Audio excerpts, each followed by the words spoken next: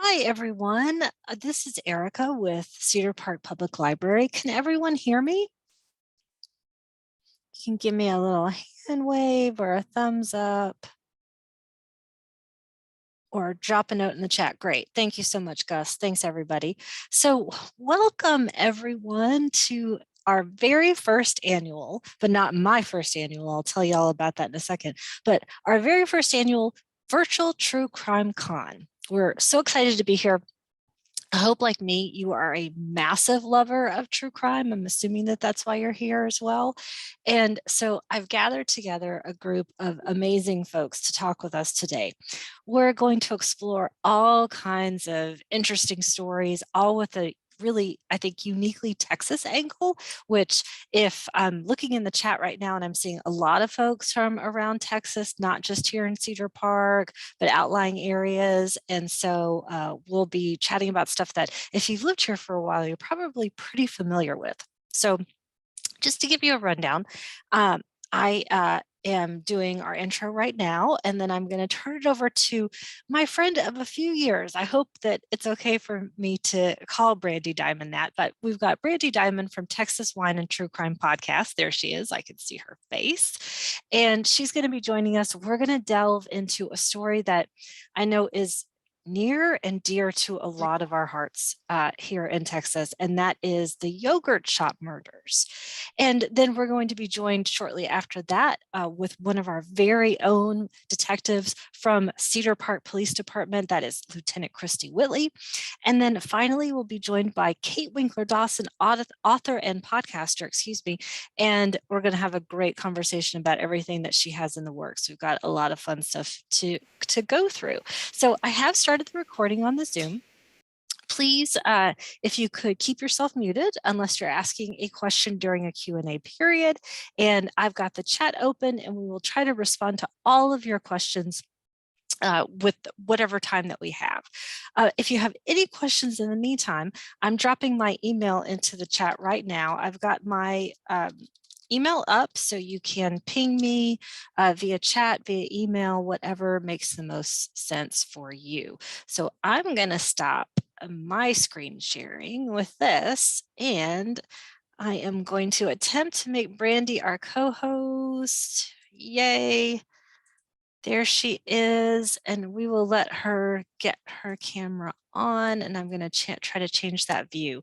Brandy, can you hear me, and can you chime in? Yes, hi. Hi, Yeah, there you are. Wonderful. Yeah, can you see me? Okay, so it's nice to see you. Now I can see like a whole view of everyone. Wonderful. And everybody's name, so that's nice. Yeah. And I'm sure, Brandy, with all the work that you've done in the podcasting world, that I know you bring friends with you whenever you and I have had one of these conversations. So I hope that some of your listeners are going to start popping in as well if you have seen them already. Yeah, I see a few very familiar names. And I was told there will be some folks joining. So yeah, this is exciting. Great. Thanks for having me back. Absolutely. So I have done this event at Round Rock Public Library for a couple of years. I moved over here to Cedar Park, and I'm so excited to try it out here. I'm just going to mute some people accidentally. Okay, sorry about that. So yes, I'm excited to bring it over here and to keep going because there are so many of us that are absolute true crime devotees. How did you get involved in that world, Brandy? Oh my gosh. Yes.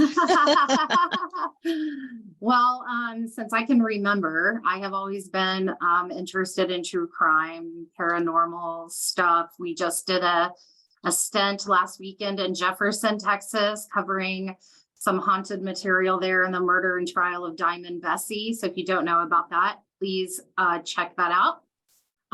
So yeah, I started the podcast because I was laid off like a lot of other people when COVID hit. My kid became a remote learner. So now I'm not going back to work at this point. I'm home. And I thought now's a good time to pick up a hobby I've always wanted to try, and that was podcasting.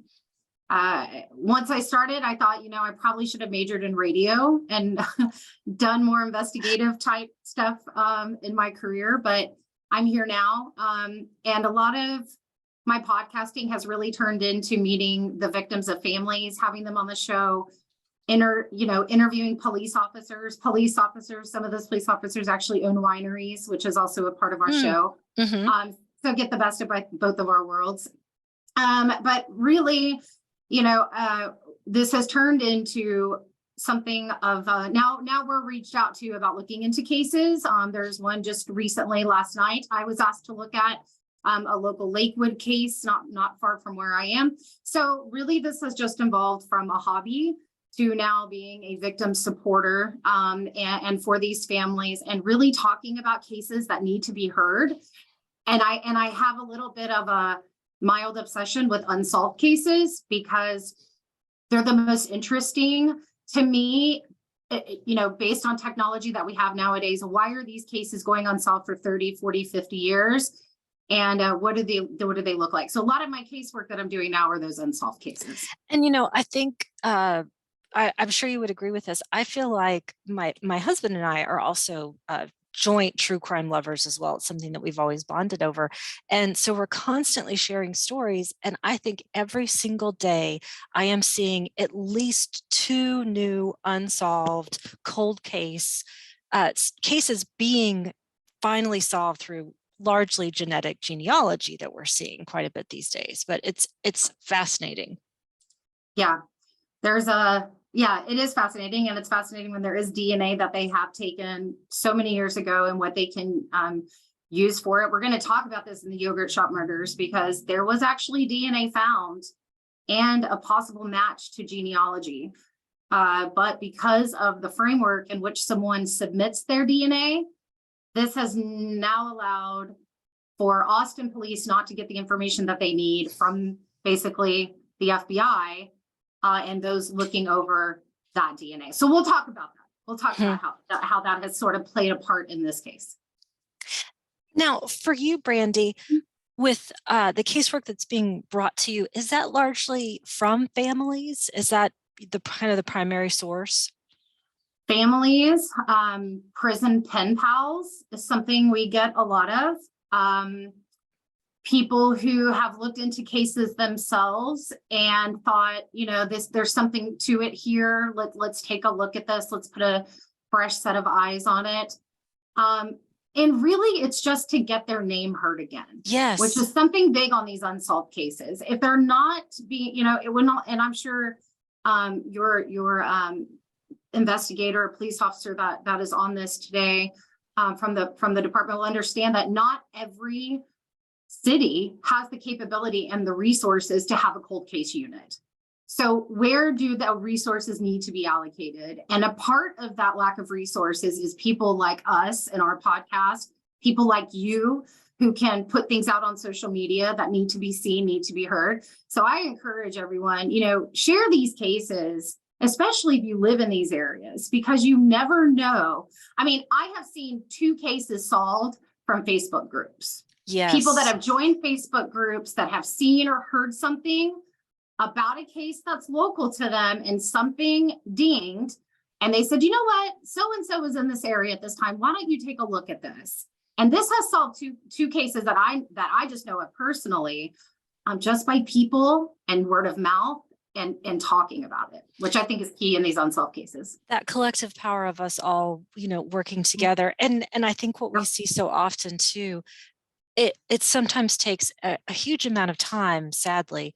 Someone finally says something to someone years later. It's all of this time has passed and someone finally reveals that missing piece of information. And that leads me to what we're going to chat about today. So you and I together, we're talking about different case ideas.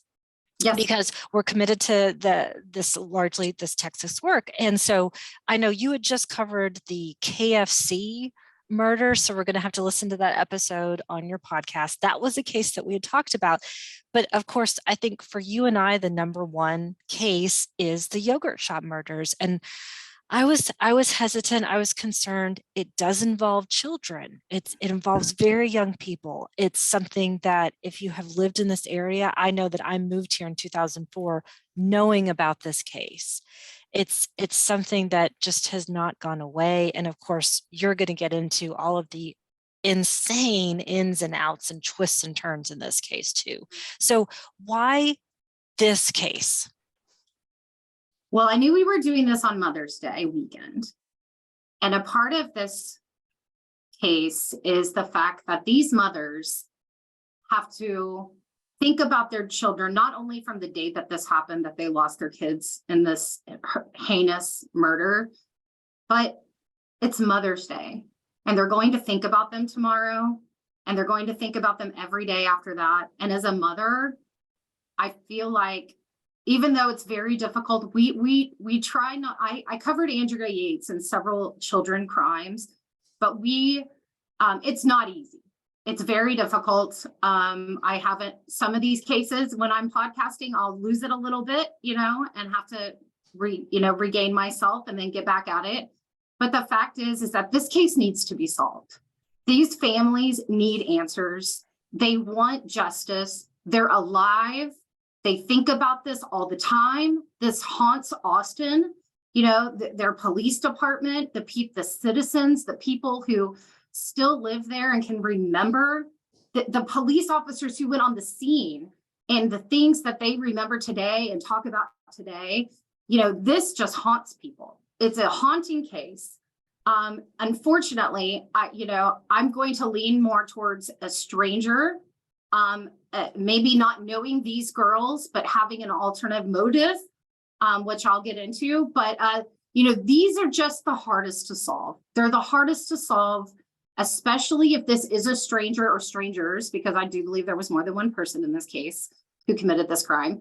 But there are pieces to this that are very difficult to listen to. So I do want to be very mindful of that. I did a two-parter, just so you know, Erica, on this case on my podcast. So Texas Wine and True Crime is how you can find it. So if you want to listen to a more in-depth, I did, again, two-parter. We don't have the capacity today to cover every single detail. So I definitely want to highlight the key points to this case so we can have a discussion over theories and who could have done something like this.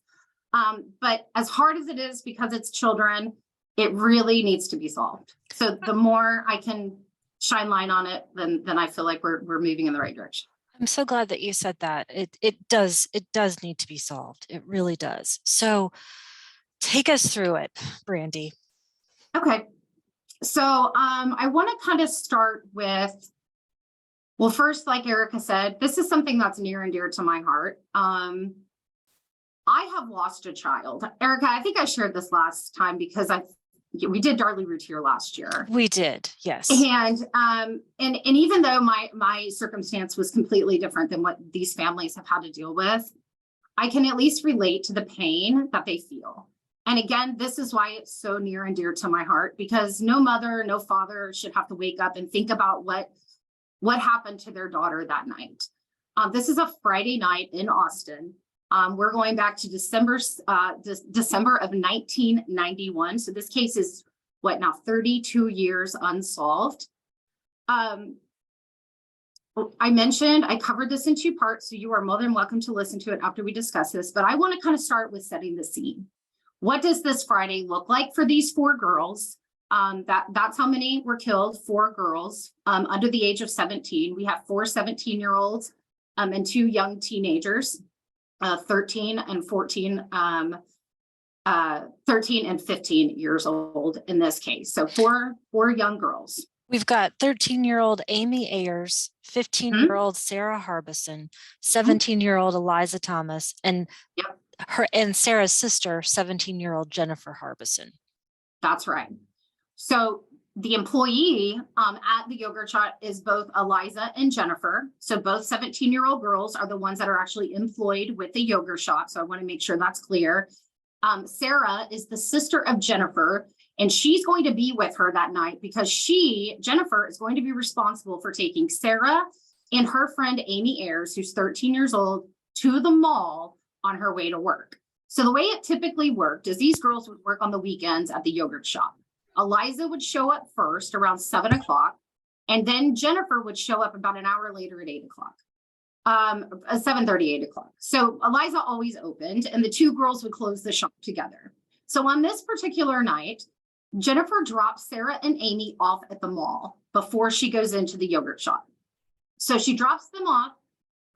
Police and investigators have interviewed multiple people and witnesses that saw them at the mall that day. Unfortunately, there's just nothing that points to anyone that they had a few interactions with them all, but nothing that really stood out and panned out in regard to actually naming these people as suspects. And I will get into the suspects and what happened after that, because it's a lot of years went by before actually anybody was held accountable for this. So we have this day. Eliza shows up for work. Jennifer takes Sarah and Amy to the mall, and then Jennifer goes and shows up at the yogurt shop. Everything seems fine. There are people in and out of that yogurt shop. Police will say that they found everyone in that yogurt shop from 4 p.m. all the way to 11 p.m. They believe they have questioned every single person that was either identified sitting in there eating yogurt by another patron, or the actual eyewitnesses and patrons themselves, except for two men. So I'll talk about those these two people. Men. Yeah. That's right.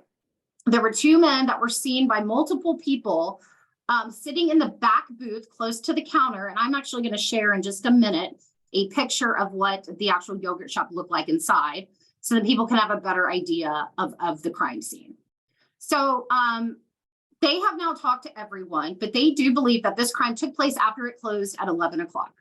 So in order for me to kind of set the scene, so let's just say from 4 p.m., when there was a previous worker there before Eliza shows up, everything seems normal until about, I would say about 9 o'clock is when we have witnesses based on eyewitness accounts of when they started to feel like there was something not right with a few people in or around the yogurt shop. So you have one witness that said that he saw a guy in line asking, and this guy was a former police officer just getting yogurt. He used to be a detective.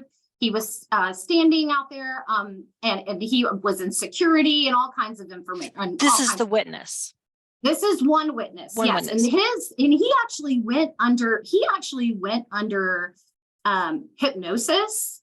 But when he was shown the 4 pictures of the suspects they end up arresting, he actually doesn't identify any of them. So based on his account, he sees these two men that Erica and I are referencing to. Another person also sees these two men. Again, we don't have their names because we don't know who they are, but they also said they saw them both together, sitting in a booth, talking across the table to one another, not eating any yogurt at all, just whispering sort of back and forth so nobody could hear them. So as far as witness statements and things that people saw, police believe they have the information they need. The only piece that they're missing as of this day is who those two people are. And to their point, it kind of keyed off something that they've never come forward and identified themselves. Nobody has ever called the police station and said, yeah, that was me sitting in the booth. So they find this highly suspicious that this case was so big, that these murders were so heinous, yet those two people never called in to report that they were actually on the scene. So around 9 o'clock, 9:30, Eliza's mother shows up. Her name is Marie Thomas. So she's coming in to just say hi to her daughter. This wasn't unusual. Her mom would sometimes just go up there to visit or bring her something to eat. So her mother is in this yogurt shop at the same time this security person is talking to this guy in line. He notices he goes to the back bathroom. Now he asked Eliza, why is he using the restroom? And she said, well, typically, we don't allow them to go back there, but he asked, and so we're allowing him. This guy found this so suspicious. He waited around for at least 20 minutes, trying to just have a conversation, trying to wait time. And then finally, he just had to go. The guy never came out of the bathroom. And this is actually the witness that went under hypnosis. So unfortunately, he doesn't know if he was a part of the murders or if he eventually came out. We just don't know. But he will give a report that said that Eliza and him had a conversation about the guy using the restroom. Now, until about 11 o'clock, Jennifer was always running. One person would run the register, the other person would get the yogurt, right? This is the way Jennifer and Eliza worked. So police know at 11:03, there was a no sale on the register. So register's open, nothing is rang up. They believe this is when money was taken out of the register. Now, there was not a lot of money taken. In fact, it was such a small amount. They did say robbery could have been a motive, but there were keys to the office right next to the register. And in that office had a safe full of money that had to go to the bank, and that was not touched. So to me, I feel like it could have just been a convenience to take this cash. I don't believe the cash was the actual motive in this crime. I believe this motive was sexually motivated, whether it was targeting one or all four of the girls. We just don't know. I mean, that's the problem with this case, Erica. We just don't know. But what we do know is that a very small amount of money was taken compared to what could have been taken. And the crime seemed to be really honed in on these four girls. All right, so about, now we know at 11:03, there is a no sale. At 11:48, there's a police officer in the shopping center that sees smoke, okay? At this same time, a shop owner next door to the yogurt shop. Now, his office backs up to the back room of the yogurt shop. He hears absolutely nothing. Remember, between 11:03 and 11:48 is the time that the police believe this whole crime took place. He never heard a thing. The only time he heard a thud of some sort, which sounded like something falling, and there is backroom supplies. And we're going to talk about the fire, but there was smoke coming out. And so this security officer, police officer, sees this outside, but at the same time, this shop owner is calling in 911 that there's a fire. So they try to get into the front door of the yogurt shop. It's locked. Well, this is very important, because part of their closing duties was that they would lock that door 11:15, no matter if there were people still sitting inside or not. The rule was to lock the door at 1:15 to closing. So then by the time they are finished with all of their duties, they will go around the back door. They'll take the keys, lock it through the front, and then slide the keys under the front door. I hope that makes sense, because that means the door was locked from the outside. That means the girls did lock the door from the inside, but people never came in after that. We know that 10:45, and that is not how they exited the premises after the crime. They went through the back door. So this tells us they were most likely inside when this happened.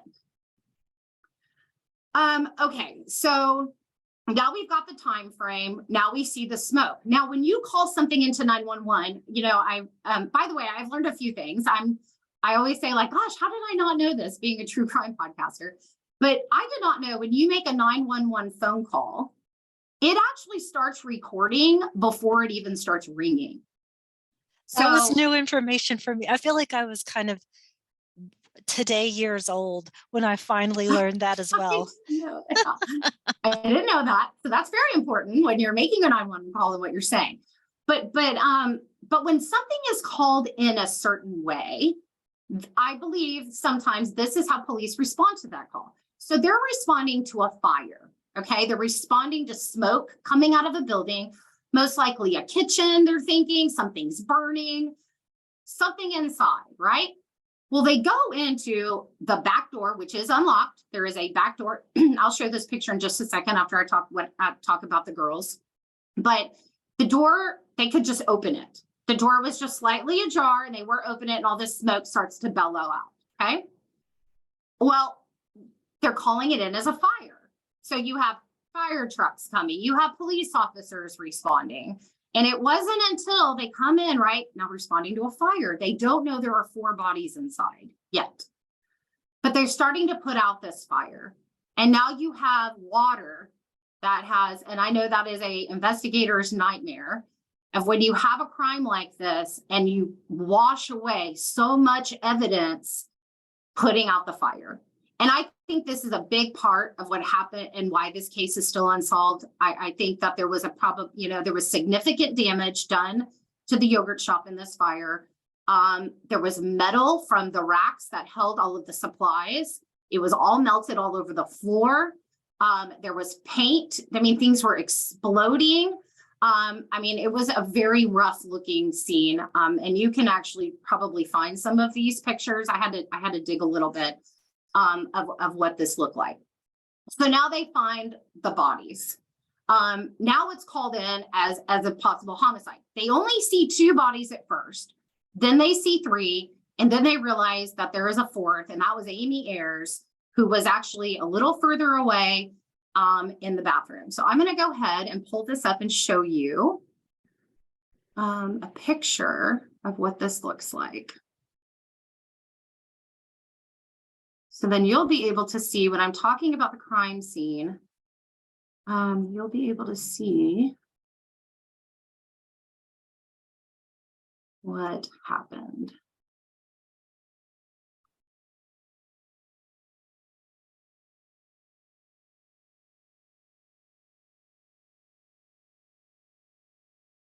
Oh, there it is. Okay, here we go. Let me share.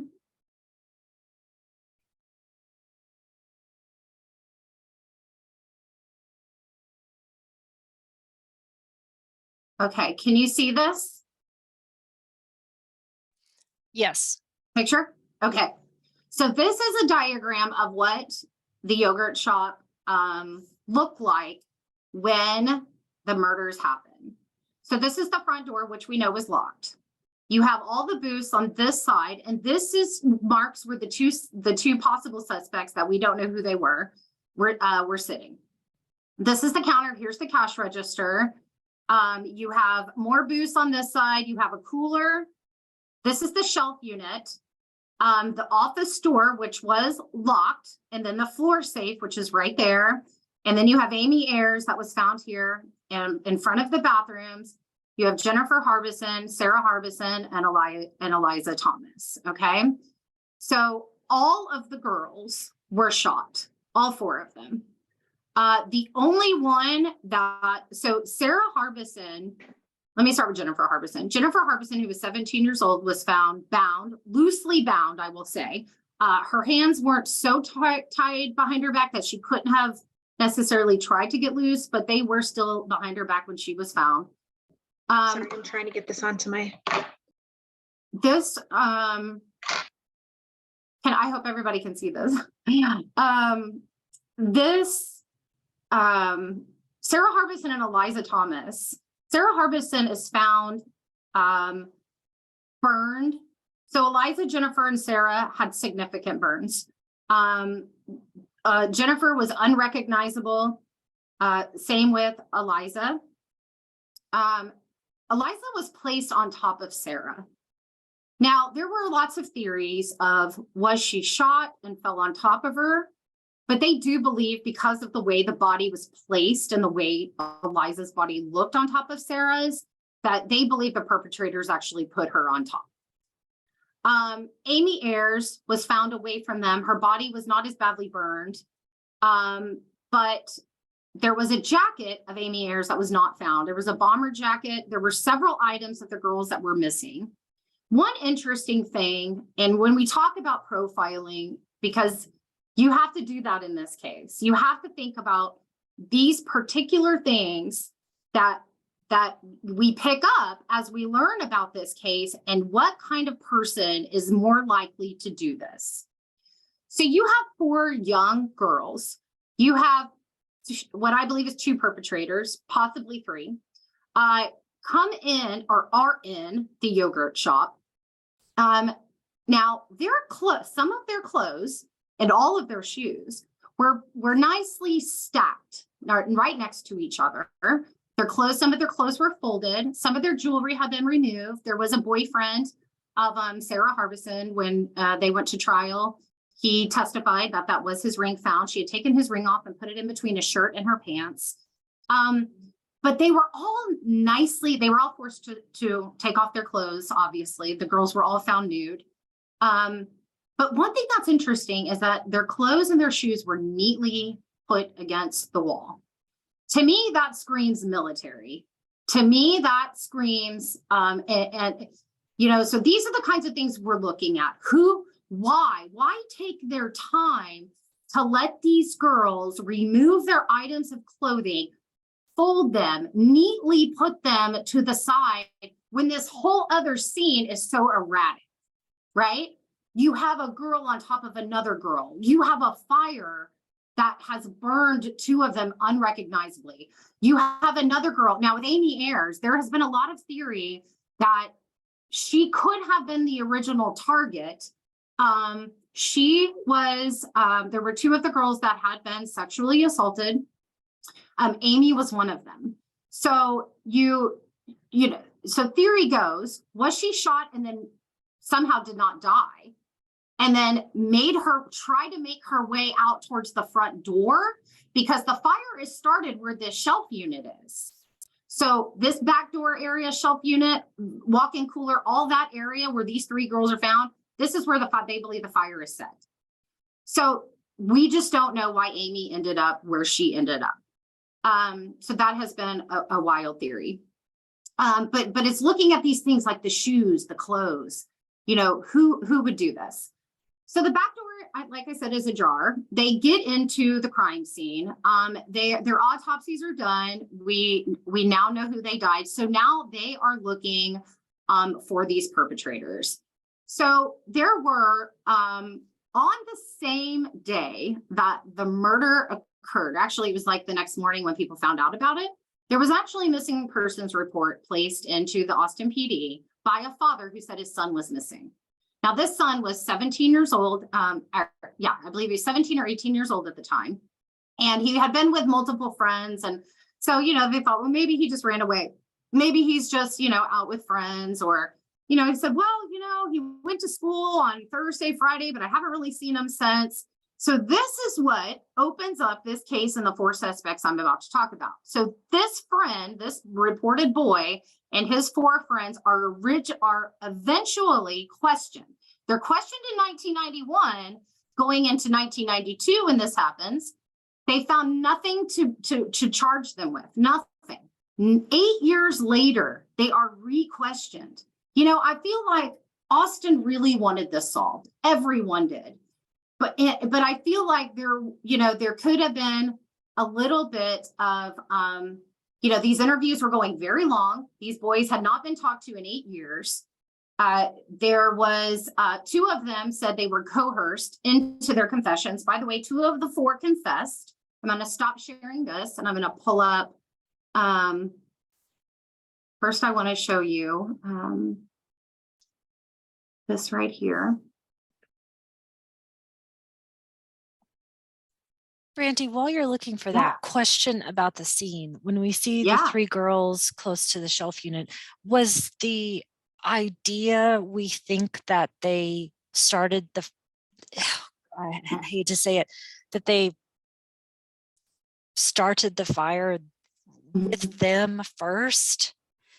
Or was it clear that there was some sort of accelerant placed, on the shelf unit somewhere? I don't know if it was also another step in harming them. That's what's so interesting is that an accelerant was used. They smelled it when they got on the scene. So they know an accelerant was used. So then then that's a big part of this too, Erica, is did they have it in their car? Why bring an accelerant and where do you have it? That's why I think the back door and this area where the girls are found plays such a significant role. And unfortunately, it was the most damaged part of the shop for evidence, because I think they moved them all to the back. I think they used that back door to either pull a car around or to get out of the building and then go get a car and bring it around. I don't think if they were inside, I don't believe they had an accelerant sitting at the booth. I do believe, though, there was a way that they got it inside and that they brought it with them. So does this talk about premeditation? Did it just so happen they had a gas can in their car and decided at the last moment to start a fire? We just don't know. And is there any indication that they ever actually entered the office? No, the door was locked. Okay, Door was so, locked and the keys to the register were found the next morning in their place. okay. Yeah, I do not believe robbery was the motive in this crime. They spent most of their time torturing these 4 girls. Can you see their pictures? No. Okay, let me stop sharing this so you can see this. So I do a very important part of this for me is hearing or being able to see these victims.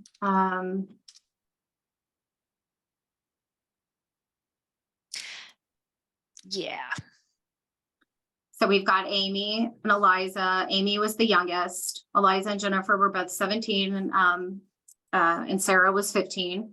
So Jennifer and Sarah, I'm sorry. Yeah, Jennifer and Sarah were sisters. And Eliza opened the store that evening. And then Amy was the friend that that Sarah was going to the mall to. Actually, neither of these girls, Erica, had ever been to the mall alone. This was the first time that their parents had allowed them to go, and it was because they were going together. And it was only for about an hour until Jennifer was to pick them up. And I was their age at the time. I was 16 in 1991. And I also worked for a yogurt shop too as a teen. And yes. Thank you for sharing their faces. Yes, of course. And one thing that I do want to mention as far as, you said I was just around the same age as well. And, there were a lot of concerns in the community, even before this happened, about these girls closing this late at night and being as young as they were. I don't know if you know about, I Can't Believe It's Not Yogurt. That's the shop they were working at. It was actually started by brother and sister that were at SMU here in Dallas. And they actually started this yogurt shop. There's an interesting case between ICBY and TCBY. So if you're ever interested in this, one was sued for the name. And it was like a big deal. But if you've heard of TCBY, ICBY is not the same thing. It was a different. So a part of this in the back room and just them closing this late at night, I believe, just based on like witness testimony, people stopped in to check on them. I mean, they knew them. They called them their yogurt girls. They worked the weekends. People saw them and residents could see them and say hello. So these people who were visiting them, most of them were familiar with these girls. One thing I didn't mention that I think is pretty important is after Jennifer picks them up from the mall, they come back and the girls walk over to a Mr. Gaddy's and get a pizza, the 2 youngest girls. And they are sitting in the booth based on witness testimony. They are seen in the booths eating their pizza in the yogurt shop. Now, this was at the same time that the 2 men that are supposedly in the back booth are seen in the yogurt shop. I find, this, it's such a horrible case, but it's also a very fascinating case because we just don't know if any of them were targeted. We don't know, from the crime scene, it looks like they were all targeted, right? So, is this someone they knew? There was actually DNA found in Amy Ayers, and it did not match any of the 4 men. I'm going to pull up their pictures now. It did not match any of the men that were eventually, in 1999, they are eventually all 4 arrested based on 2 confessions out of the 4. The other 2 men say they were not there. They had absolutely nothing to do with this. And they are eventually released, but unfortunately, 2 of them never went to trial. There was nothing, they couldn't hold them for anything, nothing. There was just, besides their 2 friends saying they were there was nothing actually pointing them to being at the yogurt shop that night. And then the 2 men who they ended up spending, 10 or 12 years behind bars before they're eventually released because of this DNA not matching either of them. And again, they both redacted their confessions, said they were both coerced into giving them. But these 4 men, let me pull up their picture for you. These 4 men are eventually arrested, convicted, But again, like I said, 2 of them were eventually let go. And I'm using Zoom. I'm so used to using Teams at work. So when I go to share screen, it just looks so different. Okay, here we go. Here we go. Okay. These are the 4 guys that were eventually spoken to, arrested. Their names are Robert Springsteen, Michael Scott, Maurice Pierce, and Forrest Wellborn. Springsteen and Scott are the ones that actually gave confessions that implicated that all 4 of them were there, not just both of them, but they were, again, like I said, later recanted it. And in 2009, that's when the charges were dropped against 2 of them. But unfortunately, the other 2 went to prison for this crime. And once DNA came out that it didn't match any of them, they both were released. All right, I'm going to stop sharing. If you go on to listen to my 2-parter, I get really in depth on these suspects and what it did to their lives. And believe it or not, you know, there's one thing to be a web sleuth, right? But there is another thing to point the finger at someone or somebody, and not know and not have the facts to support that. It can ruin people's lives. And we see it a lot. We saw it a lot in that, in the Idaho murder that just happened. There were a lot of people pointing at the friends and the boyfriends and things like that. And, so we try to be very careful on our show to not name drop when there is nothing to back up those theories. But unfortunately, these guys, they wanted this case solved. And these were the 4 they arrested. 2 of them, like I said, spent time in prison for this crime. Eventually, all 4 are released and move on with their lives or what's left of them. Okay, so now we get into years down the road. They unfortunately, after they let these men go, there are no other suspects ever arrested in this case. Now, there were serial killers that were interviewed. There were so many people that actually confessed to this crime. I think they got over 200 confessions in the yogurt shop murders over the years. That is a lot. That's a lot if you're a police officer or an investigator trying to figure out who did this and trying to figure out what's a reliable tip and what's not. Which is why I think now we're 32 years and still unsolved. There were no forced entry inside. Like I mentioned, the front door was locked, but the keys were never slid under the door. So that tells us the girls never went outside. They never made it back outside to lock the door from the outside and slip the keys in. So we know whatever took place happened from 11:03 to 11:48 inside of the yogurt shop. Now, the guy who called in that 911 fire call, he was under suspicion. They did question him. How can he not hear anything?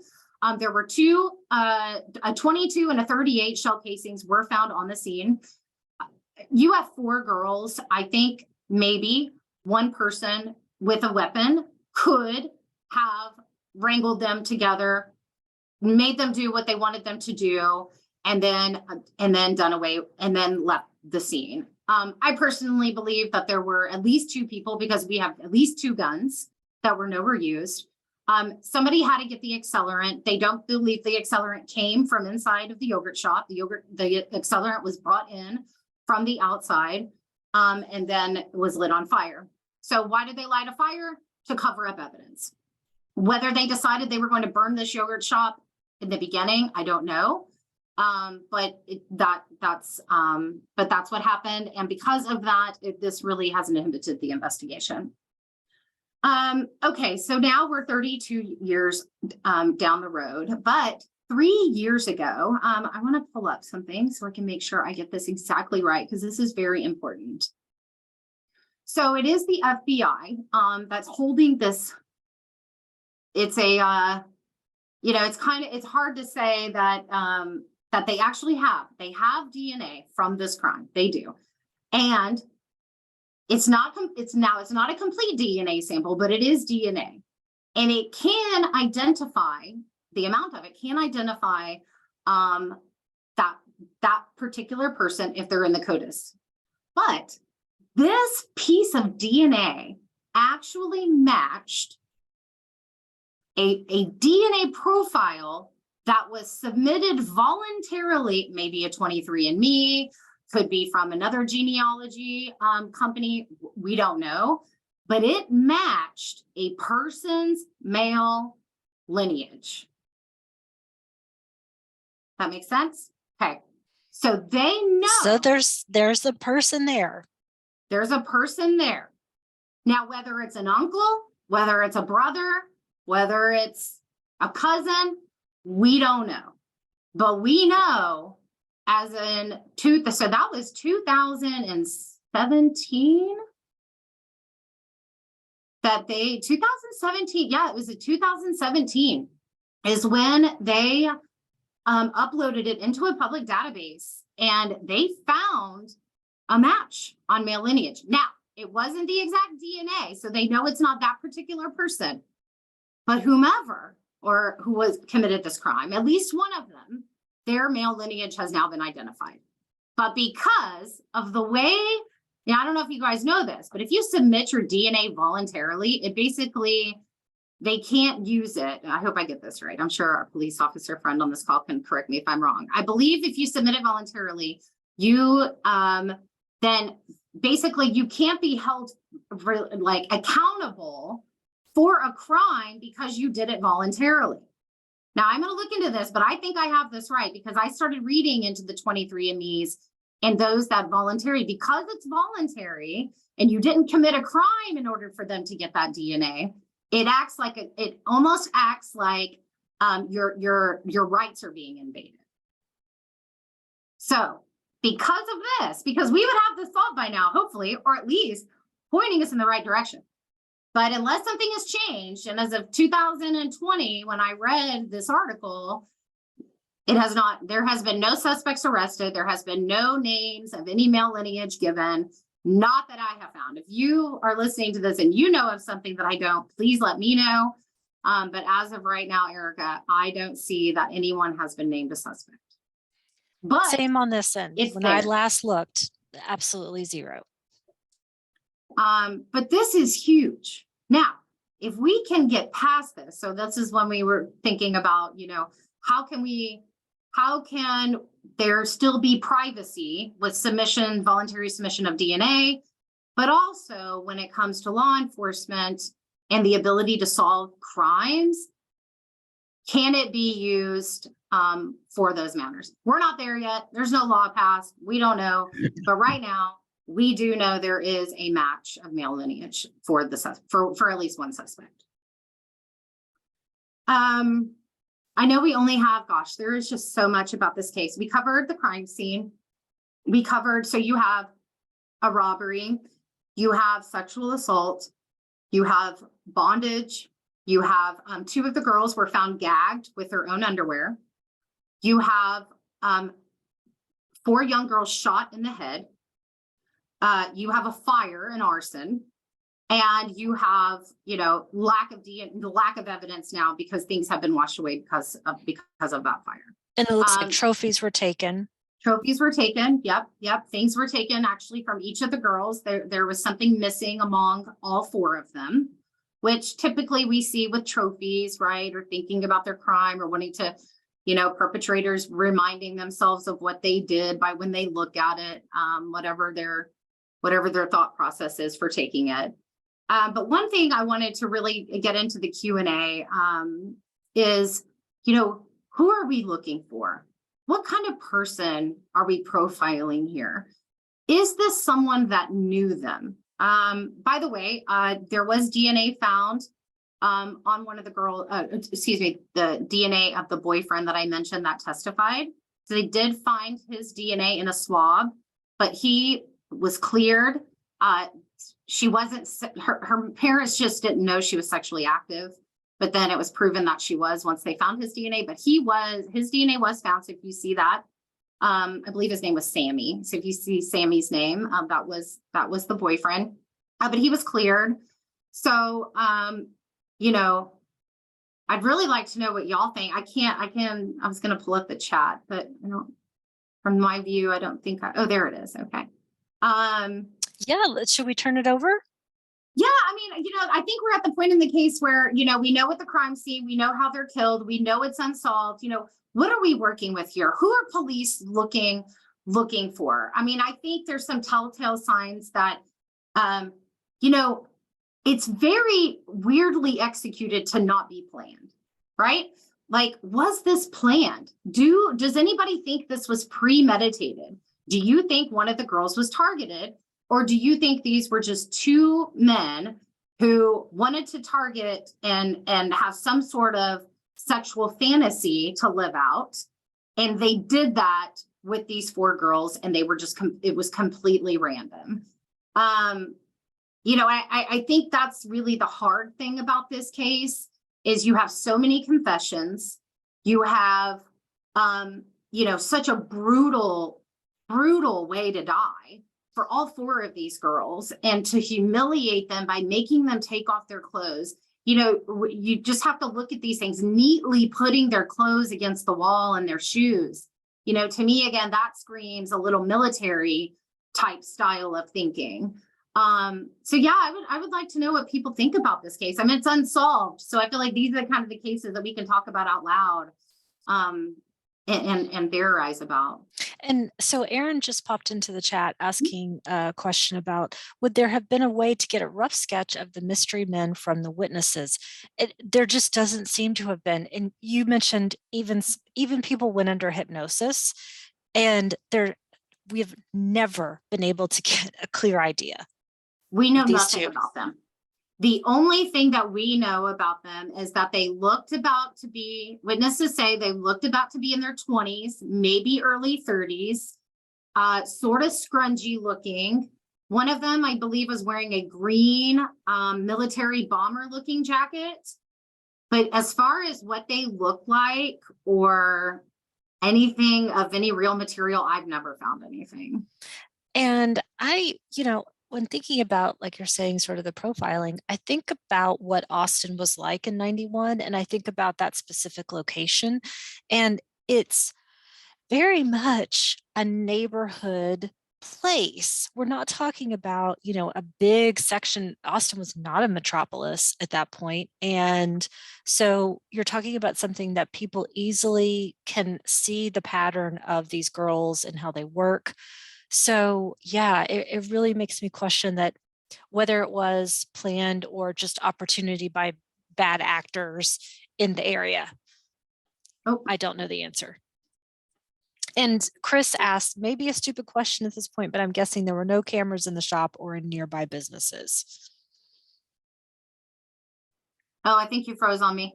Oh, sorry. I didn't hear you. That's yes. Okay. Chris asked the question, maybe a stupid question at this point, but I'm guessing there were no cameras in the shop or in nearby businesses. Not that I've ever seen. I don't think so. I remember thinking about that. And let me see, look at my note and see if they uncovered.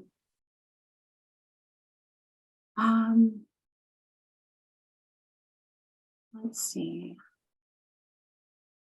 I don't think so. I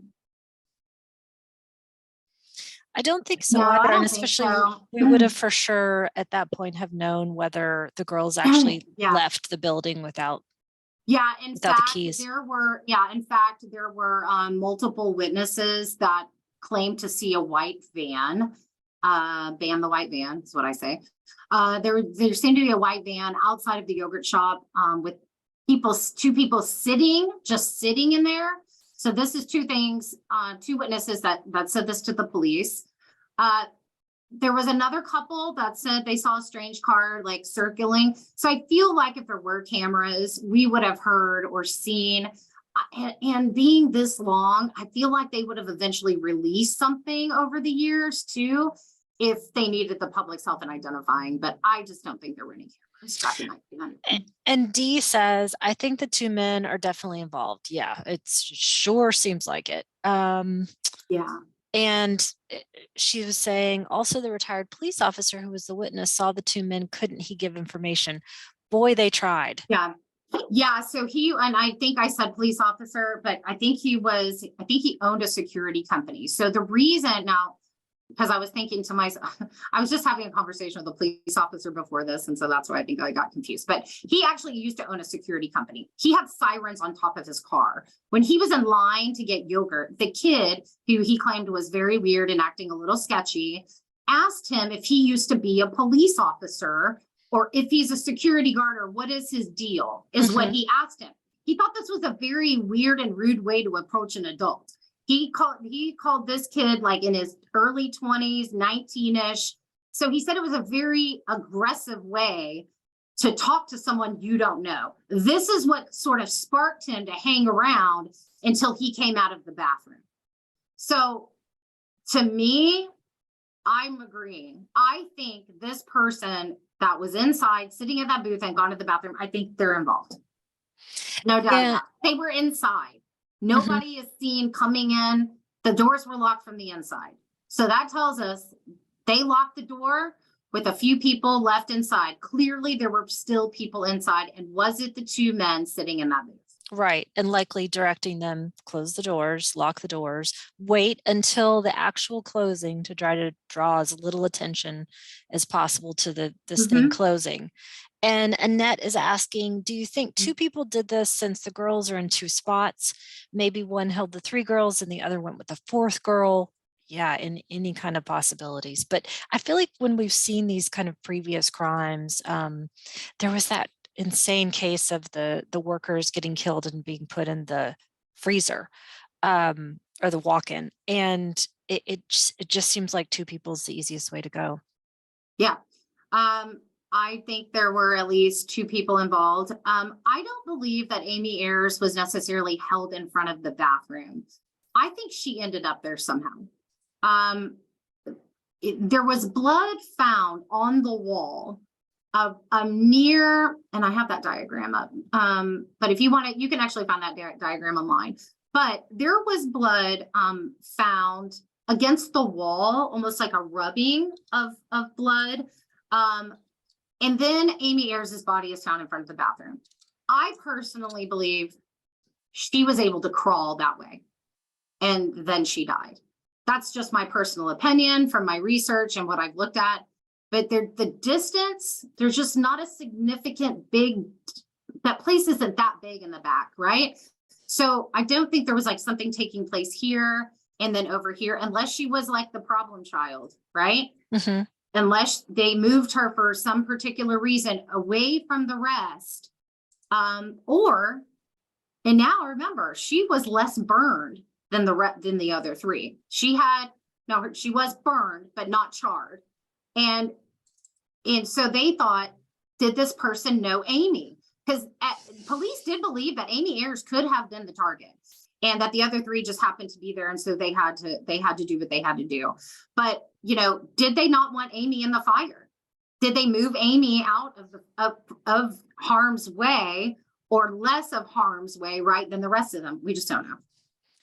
And Dee is asking the question about the four people who were accused and the only four who have been charged in this crime. Did those men know the two mystery men? There doesn't seem to be no, they weren't even in the yogurt shop. They claim they weren't even in the yogurt shop that day, right? Like they don't know. And as you mentioned, there's nothing to show that they were there. There was absolutely nobody identified them as being in the yogurt shop. We're talking about these four men. Yeah, nobody identified seeing them in the yogurt shop. One of them had branded a weapon that happened to be the 22, I believe, at the mall at some point, which put him under suspicion when a security officer was talking to him. But they tested and they didn't believe that it came from that particular gun. Got it. So but there was no 222s, which is an incredibly common weapon as well. Yeah, 122. Yeah, I know. That's what I mean. Like, what are the odds, right? But they don't believe it came from his weapon. Yeah, those boys were never said to have been seen by the yogurt shop that day. Okay, more questions. Yeah. Let's see.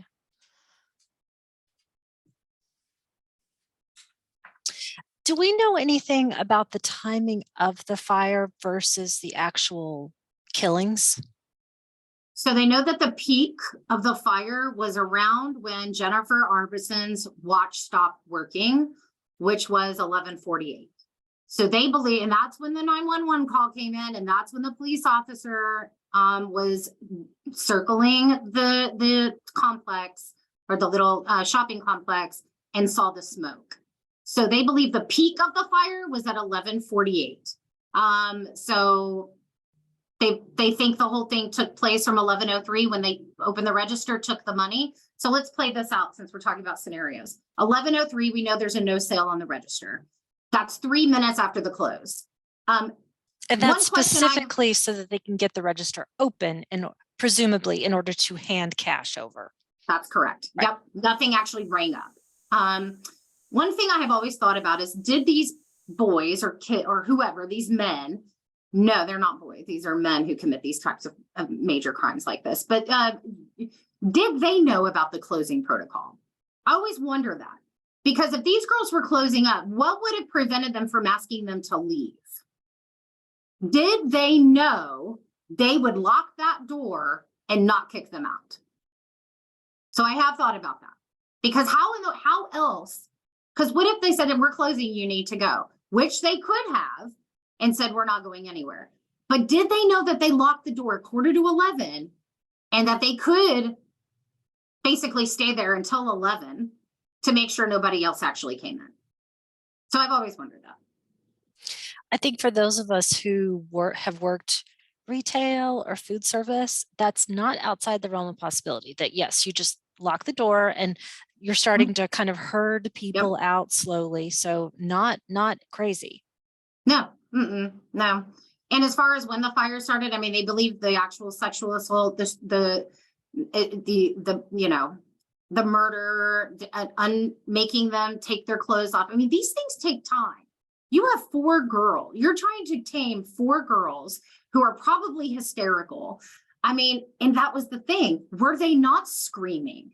Were they, they're clearly being held by a weapon, because the next store clerk, remember, heard absolutely nothing, but except something that sounded like it was falling, which I believe was the melting of the metal. That was the metal shelf that was against the wall, because everything was found melted in the back room. This is why 2 of these girls were unidentifiable, just because of how charred this back room was. But you had cans of paint exploding. Like I said, it was very chaotic. So when they first got on the scene, they did not see the bodies. They were responding as a fire.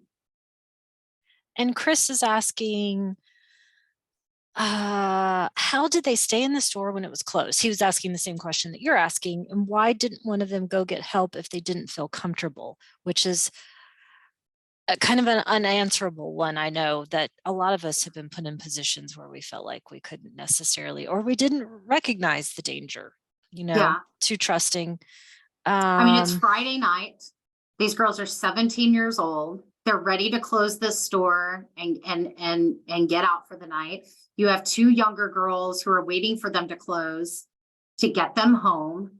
I don't know. Do they? I'm kind of with you, Erica. Like, I just don't think they thought about it.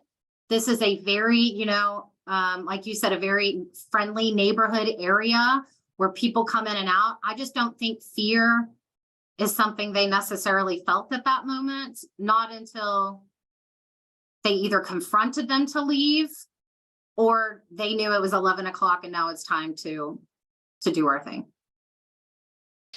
And Dee is positing maybe a disgruntled ex-employee, someone who knew the routine somehow.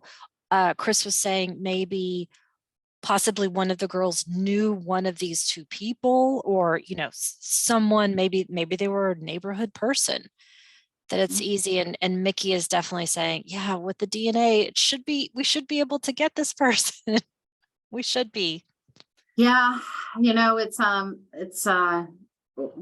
was another crime I was taking a look at, and they had DNA evidence, but this person has never been able to be identified because they've never committed another crime in their life. Like, they're not in CODIS, right? So it's like, we think, how can they go do something like this and then go their entire life and not commit another crime? But I don't know. I mean, I know we're running low on time, but I do want to say, if you have theories or questions, you can email me. Texas Wine and True Crime is the name of our show. Team, TEAM at TexasWineandTrueCrime.com. So if you have theories or questions, feel free to email me. I like talking out loud about these things. And if you were in the Austin area or had friends, family in that area, always talk and bring that back up to them, because you never know when something might catch. But my theory goes that I believe one or two of these girls were targeted. I kind of had a theory back when I first looked at this case of maybe they were followed from the mall, which is a possibility.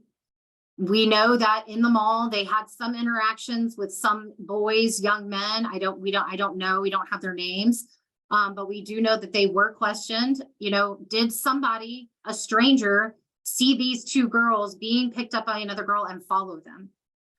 Which is possible, and waited, and then decided to go into the yogurt shop. Or is this somebody that these girls knew? And that I lean further away from that, because these two men that were in the booth, it doesn't seem like that not any of them knew them. If they are involved, I do believe and agree with the police that it is a little strange. These two people have never come forward to say, like, we're the mysterious men that were sitting in this booth. It's not us. Like, let's tell you why we were there and what time we left. But they have never come forward.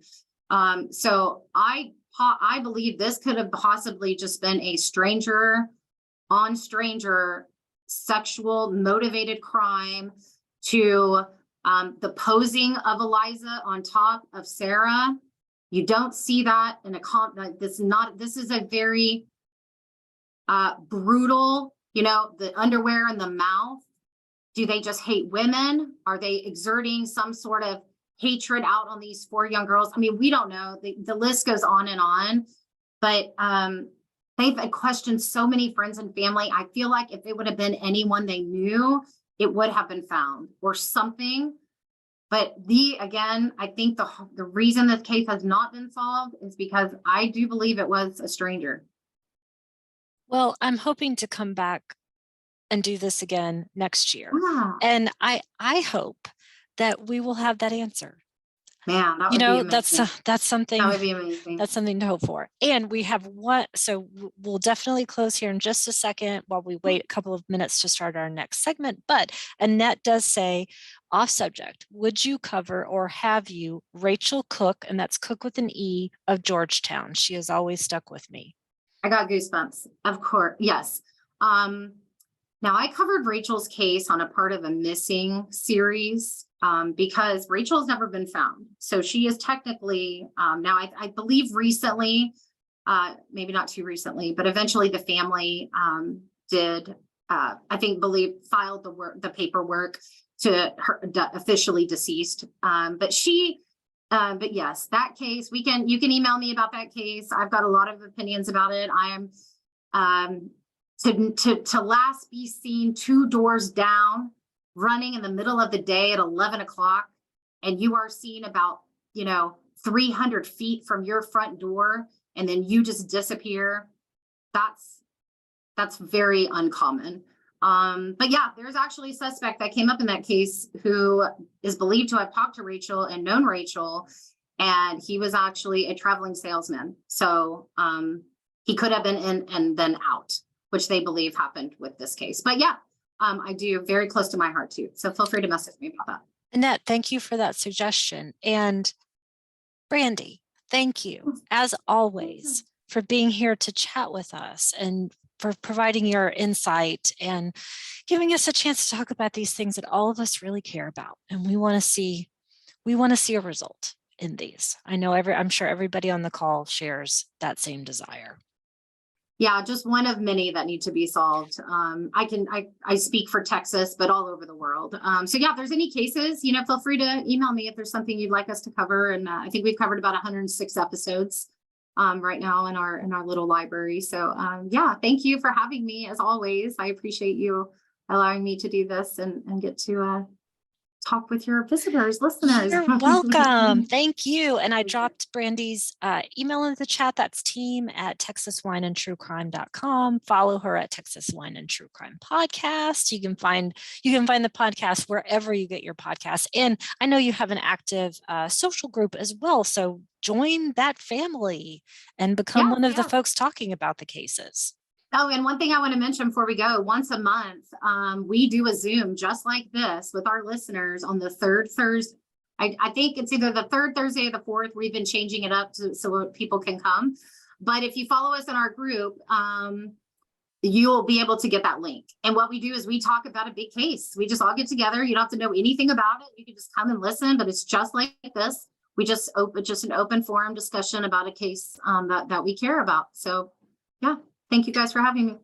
Wonderful, Brandy. Okay, so everyone on the call, I'm going to just pause the recording so everybody can take a break, and we will be joined shortly by our person from the Cedar Park Cedar Park Police Department. So I'm going to go on mute. I'm going to stop my video and I'm going to pause the recording. See everybody in just a bit.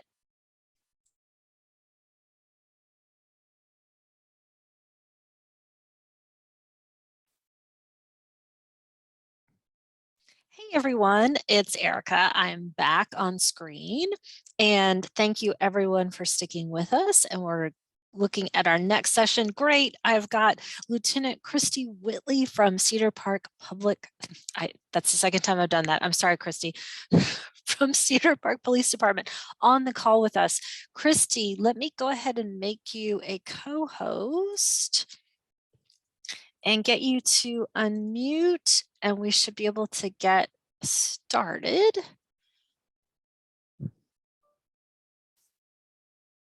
And while we're waiting, let's see. Okay, Kristy, can you hear me? Yes, ma'am. Can you hear me? Okay, I can. Do you want to turn your video on, or do you want me to go ahead and do that? I'm just trying to figure out how to do that. Let me click this button on this end and see if that helps. There you are. Wonderful. Hi. Wonderful to see you. Well, thank you so much for joining us, Kristy. So this is our first annual, I hope, of many more to come, of our Cedar Park True Crime Con. Okay. We're so delighted to have you join us. We love to be able to chat with people who are doing the work. You know, I think that we're a lot of armchair detectives on this end. So we love to chat with the professionals and see what that world is all about. So I have got your bio pulled up. I hope that's okay. It's the one that I got from the city. Yes, and so let's see. I'm checking this out as well, because you are also a mom, it looks like a lot of folks on our call today and a lot of our other professionals on this call. So Kristy, Lieutenant Kristy Whitley began her career with Cedar Park Police Department in 2007 and currently serves as Patrol Division Lieutenant. So prior to being promoted, which congratulations on your promotion, you spent 7 years in the Criminal Investigations Division as a detective investigating crimes against persons, and as the I am so sorry, I can't talk today, as the Special Victims Unit Sergeant.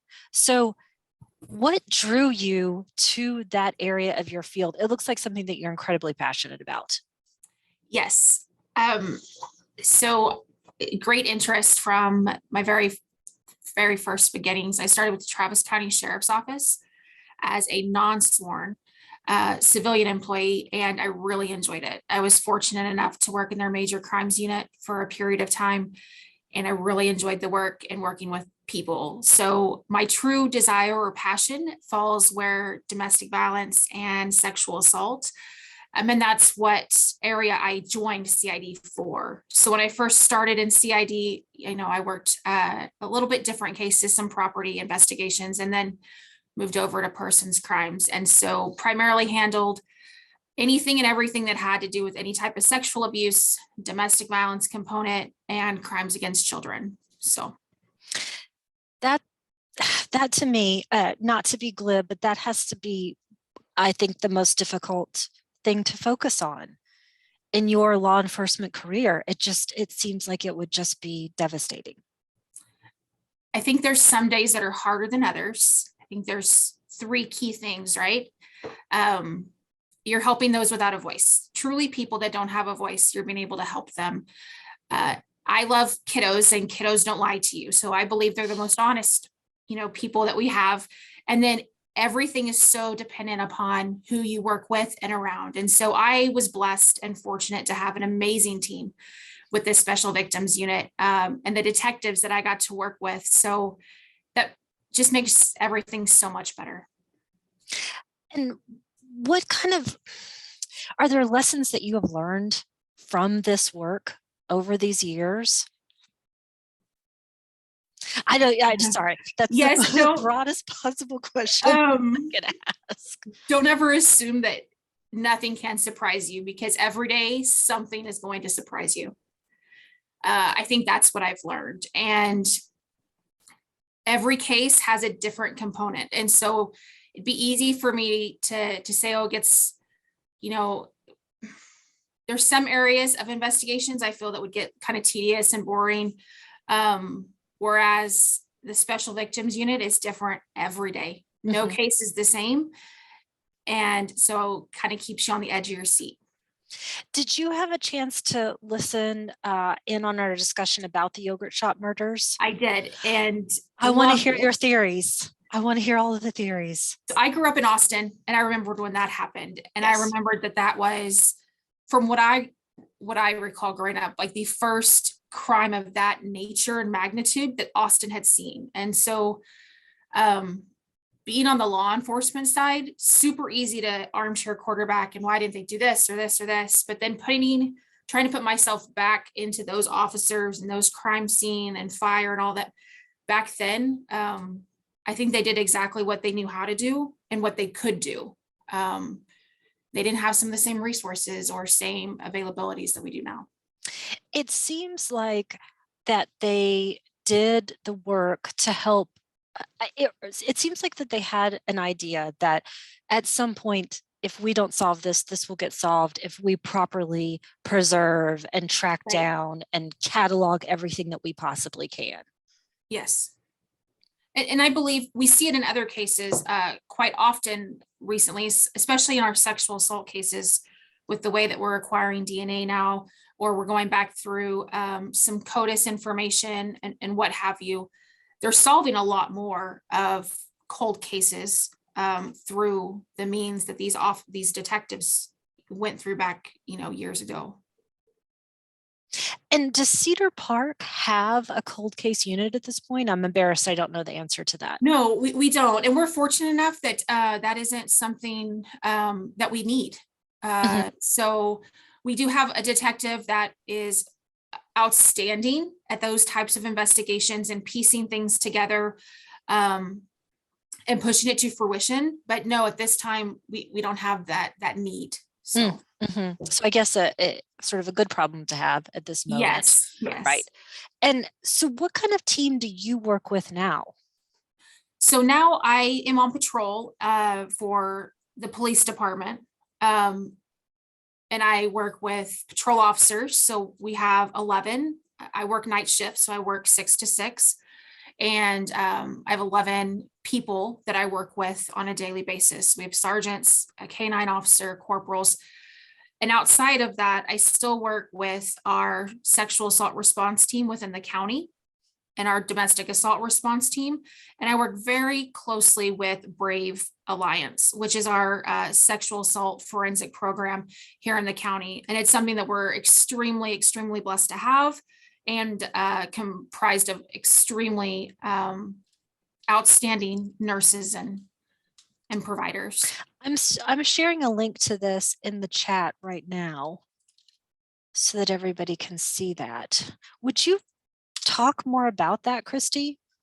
Yes, ma'am. So Brave Alliance is, it kicked off in 2019, but it was in the works much earlier than that. And so prior to it actually going live, if you will, Crystal Love is the executive director, and she's fabulous. She's a fantastic forensic nurse. And so she saw that it was a detriment, not only to law enforcement, but more importantly to our survivors of crime, that the only place that was consistently able to provide SANE exams, which is the sexual assault nursing exam, to our survivors of sexual abuse was in Temple. That was the only consistent location that, especially for the northern portion of Williamson County, for us to be able to use. So when you're engaging with that survivor who's just had the most, traumatic experience they've ever had to go through, and you tell them, oh, by the way, I know you've been up for X amount of hours. I'm asking you not to do this, this, or this. And we're going to have to go drive an hour and a half to sit at an ER and wait on a nurse. And then wait. It was just a very lengthy process, and it just wasn't advantageous for either, right? For evidentiary purposes or for that survivor and what their needs were. So we worked together, and Brave Alliance initially opened in Georgetown. And it's just forensic nurses, and they do both adult and pediatrics. So you have to be certified as a forensic nurse in both adult population and your pediatric kiddos. All of the Brave nurses they're dual certified, which is outstanding. And now they are located here in Cedar Park. So it's outstanding. It's a great community resource. And I can't speak highly enough about it. So not only do they help us with our sexual assaults, they also help us with our strangulations and some of our extreme or severe domestic violence cases that you need to have documented, medically documented. You want to make sure their survivors have all the resources they need. And in terms of strangulation, it's extremely lethal form of assault. And sometimes those indications don't show up, for a period of time. And so for a survivor to be able to go and receive this medical treatment, but not have to necessarily pay for EMS or pay to go to the hospital and those emergency room bills, which is a big deterrent, right? They don't have the money for that, or they don't have the insurance. And so they'd rather, I just don't need anything. Brave offers it at no charge. So all of the exams, everything is done at no charge to that survivor, which has proven to be extremely helpful. So we definitely need to help spread the word to our friends and family members and community that this resource exists. Yes. Yeah. So the forensic nursing is so fascinating to me. It seems like that's a really big emerging field at this point. It's very needed. And what do you see as these other pieces that are really needed in law enforcement at this point, as we're changing, our world is changing? I think, and I'm fortunate, I work in a very progressive agency. So we have a special victims unit, right? And it is centered and focused on those particular crimes. We have a mental health unit, which has proved to be extremely needed and helpful to both officers on the street as well as the clients, that they engage with. And so I think just more community education. I'm big on the community education aspect, from starting little, maybe some middle school, not waiting until adulthood, right? So try to start adjusting views and things, and let's break the cycles earlier rather than trying to fix them after crimes have already been committed. When you spent all of your years in the CID, essentially is what it is, correct? Yes. And what kind of cases did you cover in that time? I mean, I'm sure it was just a huge spectrum of things.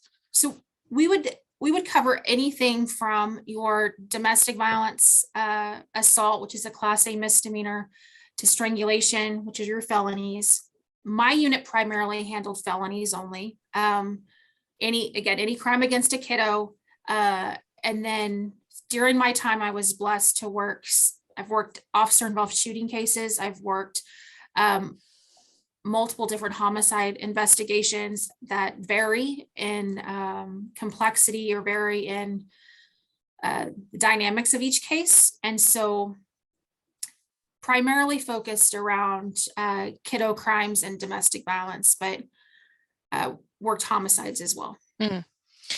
I was chatting with a forensic investigator from Round Rock last year when I did this, and she was talking with us about something that I find to be really interesting, and also seems like it would just be a monumental undertaking. It's just basically starting with looking at the scene and removing all your potential assumptions or biases to just look at what am I seeing and then formulating from there, as opposed to, oh, I've got maybe a theory and here's how I'm going to make the evidence work to that. Or I think I've seen it all at this point. Here's what's happened. To just jump into every single moment as I am Brand new. seeing this for brand new, brand new. How do you go about doing that? How do you learn to do that? So I think it's extremely important, and what I oftenly preach, if you will, is start by believing, right? Always start and believe what they're telling you until you have reason not to. Don't go looking for it. Just take what you have. Again, a fellow detective had a great analogy, like you said, for the evidence portion, right? You can't force it. You just got to follow the evidence. The evidence will take you where you need to go. That's what's going to keep you, per se, out of trouble. And like you ladies were talking about, you don't want to ever accuse somebody or the wrong person of a crime. But sometimes when you get so like tunnel vision or focused on, I have to solve this right now, or, it's a big public case, and so you need answers right away, or you feel like you do. Sometimes you push things in a direction which they weren't meant to go. So really slow down and just follow your evidence. And Kristy, you've got Believe on your office wall behind you. I can see it. I do. Do you feel like that is, how do I say this, more of a newer concept when we're talking about specifically when we're talking about sexual assault awareness? I sort of think back to my younger days. I don't know that Believe was necessarily job one, and that could have just been how those cases are painted in narratives and stories and things like that. But I personally like to see Believe first. I think it is a newer concept, or a newer idea or way of thinking. I think previously it was really easy to go in, and people you already had that stigma or that belief, like domestic violence, right? Why do I need to do this when they're just going to go back and I'm going to be back here anyway? Or the phrase I hate the most, right? Why didn't you just leave? Absolutely. So those are type of things that I really believe that the mindset is shifting, and we're getting away from that, right? Everybody has a reason for what they do, and it's not our place to judge it. It's just our place to do what we can to help. And sexual assault is such a sensitive area, and everything is different. But I do think that just education and community awareness, and maybe acceptance from others, the concepts of, well, what was she wearing? Well, why was she out? Some of the laws that have passed right now, you have drug facilitated sexual assault, whereas before, oh, well, she was drunk, and so, it is what it is. But I think people have actually started to believe or understand that consent is just that, it's consent. And if you don't have it, then it's not okay. And so I agree with you. I think mindset has shifted, and it's beneficial that it's shifted. Absolutely. And when you were talking about starting kind of that education process early, that seems like, I'm assuming that that's something that you definitely speak to, teaching young people what consent is and what it is not. Yes. For everyone. We have our sexual assault response team, which is all law enforcement agencies within the county, and our advocacy programs, as well as our district attorney's office. Our district attorney's office is phenomenal. They have a special victims unit as well of prosecutors. And so they specialize in what they do. And that has helped tremendously. And we have a fabulous, I can't speak highly enough of her, of a sexual assault prosecutor with the district attorney's office. And she handles things which has proven helpful to us, As soon as we get a call for sexual assault, we get on the phone with her, and she works with us and the survivor from the moment the call is made through prosecution. And so what has been, or what was a negative thing that was always expressed by survivors at the end of the judicial process, is it's extremely challenging. It's hard. There's not a lot of engagement. So you might talk to one prosecutor, and then 6 months later, there's another one. And 6 months later, there's another one. Realistically, it's not, I love Law and Order, but it's not like that. Mhm. And so we're Right. not going to court, right? You're going to court a year and a half, 2 years later. And so what this has done is that survivor doesn't have to worry about 4 or 5 different prosecutors, or who do I contact? There's one dedicated person. And she is extremely educated in that area and driven, right, for justice. And so we have those things in place, and we have our domestic assault response team. And we've gone out to, we work with the school district. And so we go out to football games, and during the month of October, which is Domestic Violence Awareness Month, and we engage with them and we educate. We have that material out there to educate about teen dating violence and things, trying to get it on the front end. I still think we could do better, right? We could get to that younger population. That's just going to take time and working with, all the factors that are there. When you speak with young people these days, what do you feel like are the kind of the remaining obstacles? We have a change in mindset that I definitely see happening, but what might prevent them from reporting, or what keeps them back now? I think 2 things. I think home life, what they see at home. Unfortunately, that cycle, right? So if that's what they're seeing, sometimes it's accepted, it's not wrong because that's what I know, or they don't really want to disclose because they don't want to open the door per se to all of that. The other part is very desensitized. I think our kiddos, even high school, middle school kiddos, desensitized. And so what they consider bad is really, really bad for us. But everything else is kind of normal. And that's what we're trying to educate, like, hey, this actually is not okay. But with the creation of social media, cell phones, Snapchat, sending photographs, that would probably be our highest call volume in regards to teenagers, is just this sharing of intimate photos with cell phones. Wow. Now that you say that, yeah, that makes sense, that's the big growing thing. Goodness. I feel so badly for our young people I do too. in this environment.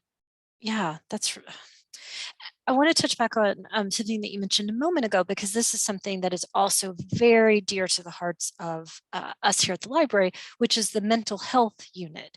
It's something that we look forward to continue working with you guys on, because we as a community hub are a safe place for a lot of different folks experiencing all kinds of issues. And we want to see everybody treated fairly and taken care of. And it's lovely to see that that's really a focus here in this city. It is. So our mental health unit has been a long time coming. It recently went live, if you will, but we have an amazing sergeant, Michael Pellegrino. I don't know if you've worked with him. Dedicated, knowledgeable, and extremely, extremely caring.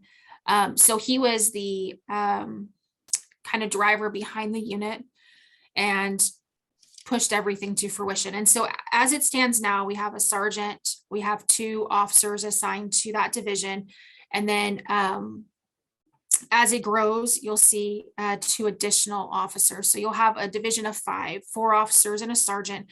But we also have Bluebonnet housed here at the police department with our mental health unit, which really helps. I know they've already helped on various calls.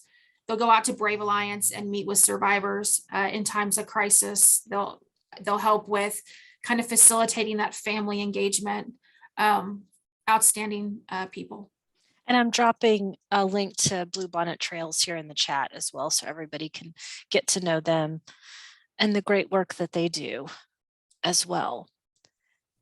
So if you're thinking back on your career at this point, Kristy, what would you what would you say back to the young version of you just starting to get into this? If I could go back to when I first started, patience. I wish I would have granted myself and community members more patience. Kind of slowed down a bit and really just listened. I think, at least when I started, we have this perception that we can just go in and we can fix everything for everybody because, I mean, we're the police, right? And that's our job. And what I've learned is we can go and we can help facilitate for that moment. But at the end of the day, we're not going to fix it for them. So that's what I wish I knew then. Instead of, okay, well, they're going to go to jail and everything's going to be okay, and not understanding the true fear and concern of, no, it's really not. This is just the beginning to a long road ahead. And for me, I really feel like learning the lessons as I get older. I come into contact with so many people here at the library. Everybody has a story. And it's really realizing that so many of these traumas last such a long time or are never ending, or as you've talked about before, this cycle that can just live on in multiple generations, and I think sometimes in communities as well. And it's difficult. Yeah, I would love the police to be able to solve everything and figure out everything and make everything great for us. That would be wonderful. But it's just not a thing. And we all need to work together on it. I think that's the community approach, the collaboration approach. I think it's great and it's moving forward and it's getting better, right? If we could go back in time and maybe start it back then, just imagine what we would have now for our community members. So I think that's the big, just that that collaboration piece, the education piece, and just trying to help see the big picture, right? What got us or what got this person to this point they're at today, because it didn't just start today. Mm-hmm. And so it'd be unrealistic of anybody to believe, well, we can fix everything today, but what path can we take to help you best, moving forward? What are the cases for you, Kristy, that have stayed with you over these years? There's been a few, some with happy endings, right, and some not. Mainly cases, kiddos seem to hit me the hardest, or those are the ones that stick. We try, you say don't get emotionally vested or whatnot, but it's somewhat hard because you're responding and you're engaging with these people again during their worst time. We had a call. I was a brand new rookie on patrol. I just gotten out of field training. It was right before Christmas. And so, I thought I was cool, right? Driving my police car by myself, and call comes out about a shots fired call. And I think that's, kind of reality kicks in and you're like, oh, I got to go to this. Like, now we've trained for it. Now we got to do it. That call has stuck with me and I don't think will ever go away, but I think it's also a driving part of what I do. So a young lady had separated from her husband. And what we know, right, is the most dangerous time for a victim is that separation when they leave. Most dangerous time, because that control aspect is gone. And so she had separated. So she's living in her parents' home here in Cedar Park, and he was out living with a friend of theirs. And so something had occurred that day, and he ultimately had gone over to her parents' residence, murdered her, and left. They had an 18-month-old kiddo. So we walk in, we see her, and then right next to her in a little pack and play is this little baby, right? And so that is probably the image that will never go away. But I am proud to say that that kiddo is doing great, everything is going well, and she, is doing well, but that's kind of that driving force, right? We know when it's most dangerous. So what can we do to help with that? And then more recently, my time in CID, we worked a homicide, northern part of our city, domestic, and it had gone through the cycles. We can look back and we can see all the cycles and all the red flags and the indicators are there. She had tried to leave previously, was not able to. She did leave, but he kept the kiddo. And so the only way she was going to get the kiddo back, what he told her was, hey, we'll sign over this portion of the house to me, the portion that you put in, the money that you put into this house, sign it over to me and I'll give you full access to kiddo, and I'm not going to fight you or anything. I'll let you be. During that time period, he was calling the police department, making reports about criminal mischief, about how she was harassing him, things like that. He had a girlfriend that was living with him at the time. And so the girlfriend was making the calls as well. So Mandy wanted her kiddos, right? And so kiddo at the time, she goes and gets back together with him because that's the only way she has access to her little girl. And the abuse just continues to get worse. Cut off from family, cut off from friends, not allowed to work. She was working at Thundercloud Subs here in Cedar Park, and he made it a point to go up there and harass her or continuously call the work phone. What are you doing? Where are you at? Who are you talking to? And just making a scene to the point that she got fired from her job because they just couldn't have that at the business, which I think, it stinks for her. We understand it on the business side too, right? And so all of those things are going on.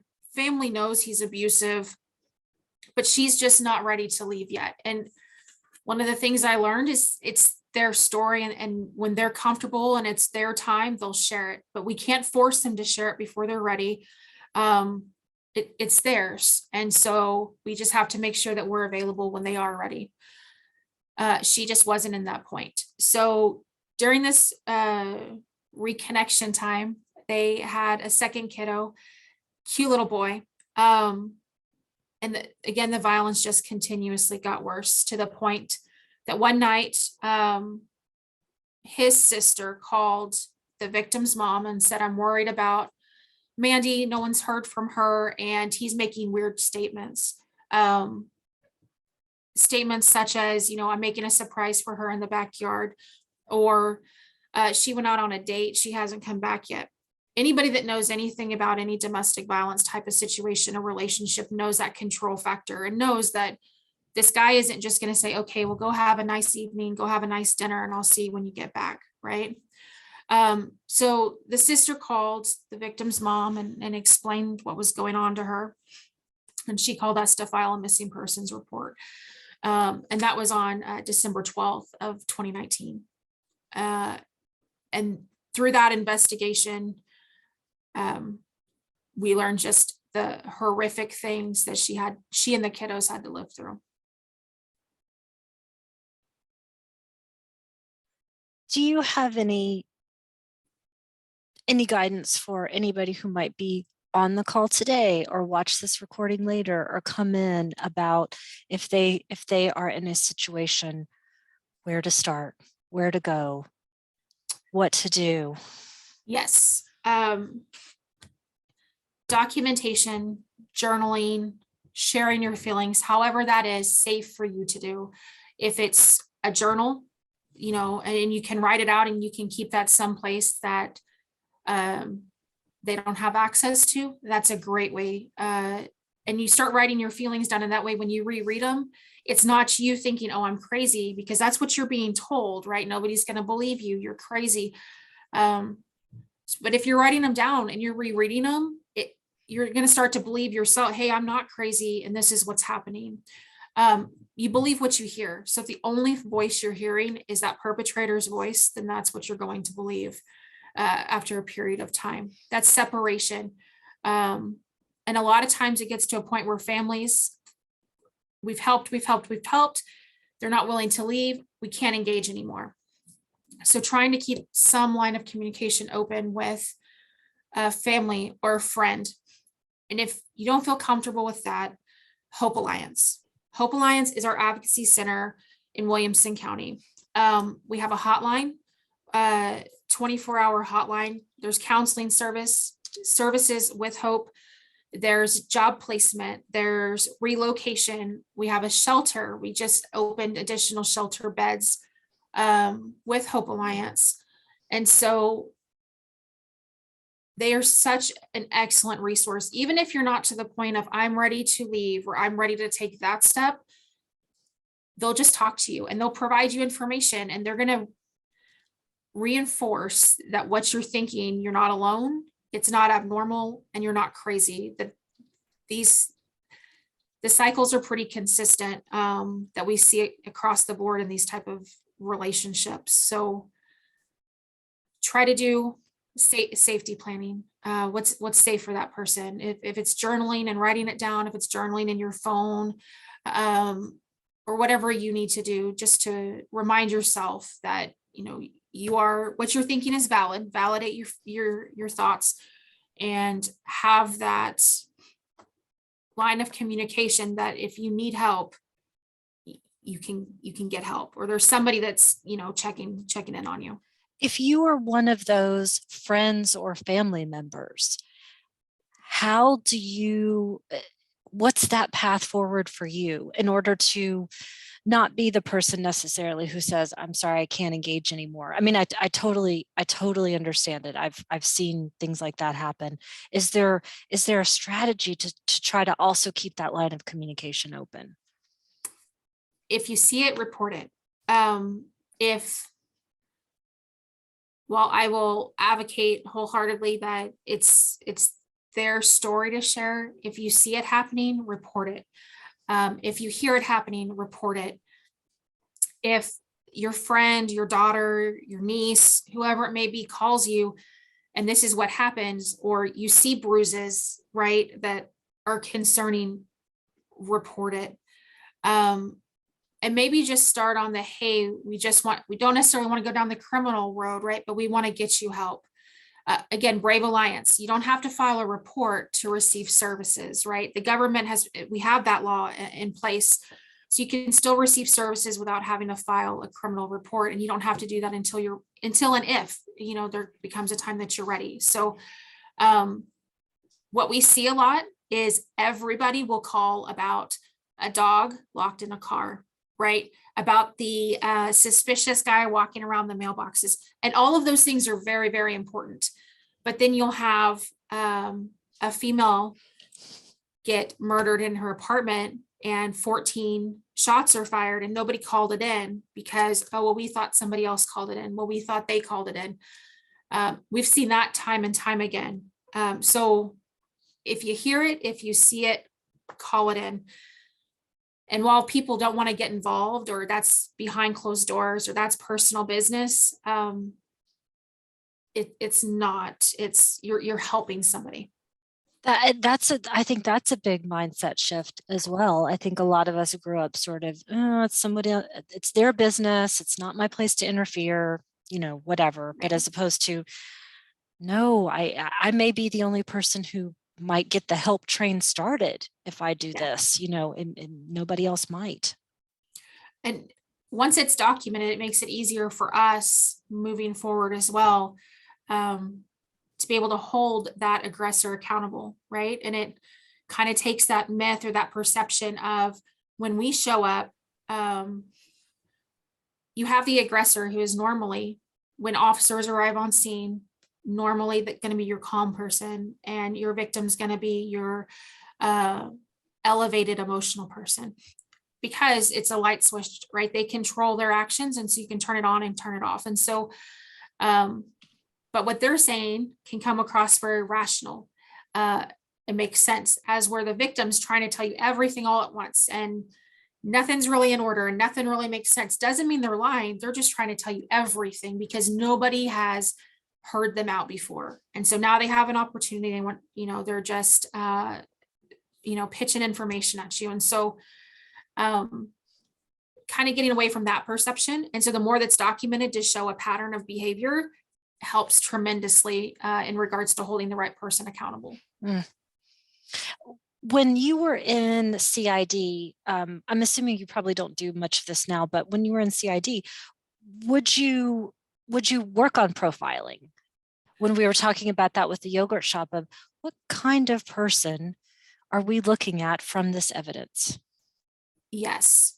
When it came to your sexual assaults and your repeat offenders, so it's very rare that you're going to have, especially like an adult sexual assault, even some of our child predators, right, that they're just reoffending. And so while somebody might not have an actual sexual assault charge on their history, you're going to see that they have a stalking, or they were flashing, or right.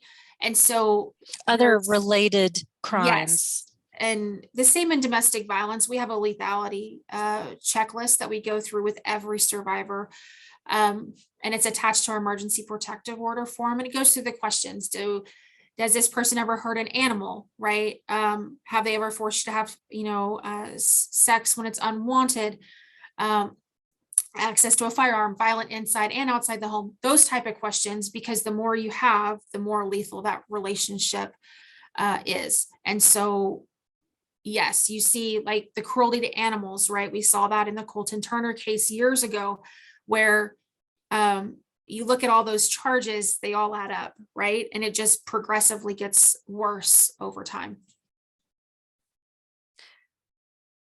Because if I'm understanding kind of that pathology, there's no reason to stop. There's no internal measure that you are going to stop. Correct. Wild generalizations.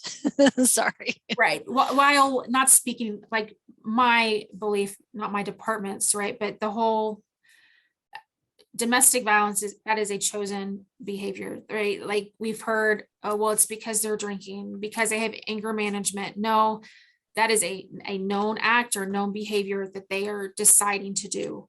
And again, that's proven because we can show up and they're cool as a cucumber, but 10 minutes prior, they're extremely angry and violent and things.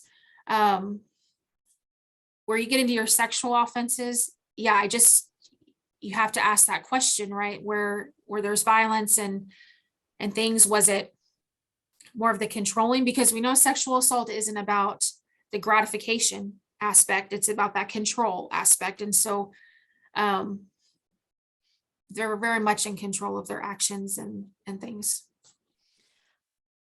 I'm going to wildly pivot for just a second to something that I've been reading a lot about. We have unfortunately been discovering more bodies in Lake Travis, it seems like. And some people are saying, do we have a serial killer? Do we not? What do you think is happening? I've kept up on kind of both theories, right? Just old chief used to say coincidences don't happen, right? So right. It's hard for me to believe that. And I've lived here for a very long time. And so to say that we've never had, not never, that's not the right term, but it was very sporadic before now to increase to this doesn't make me believe that it's just accidental or just drunk people walking around. Now I know Rainey Street is relatively, could be considered new to Austin, but it's really not, right? It's been around for a while. Been around forever. The redevelopment is newer at this point, but yeah. 10 years. Yeah, going, yeah. Right. Yeah. So I just have a hard time believing that just now we start to have bodies, popping up missing and whatnot. Now we all know also with your aquatic homicides or aquatic deaths, a lot of things are hard to prove. And so like asphyxiation and things, right? When there's water involved, those are harder and more difficult. Now, I'm not with APD, so I don't know what evidence and what information they have or don't have. But just a spectator on the outside looking in,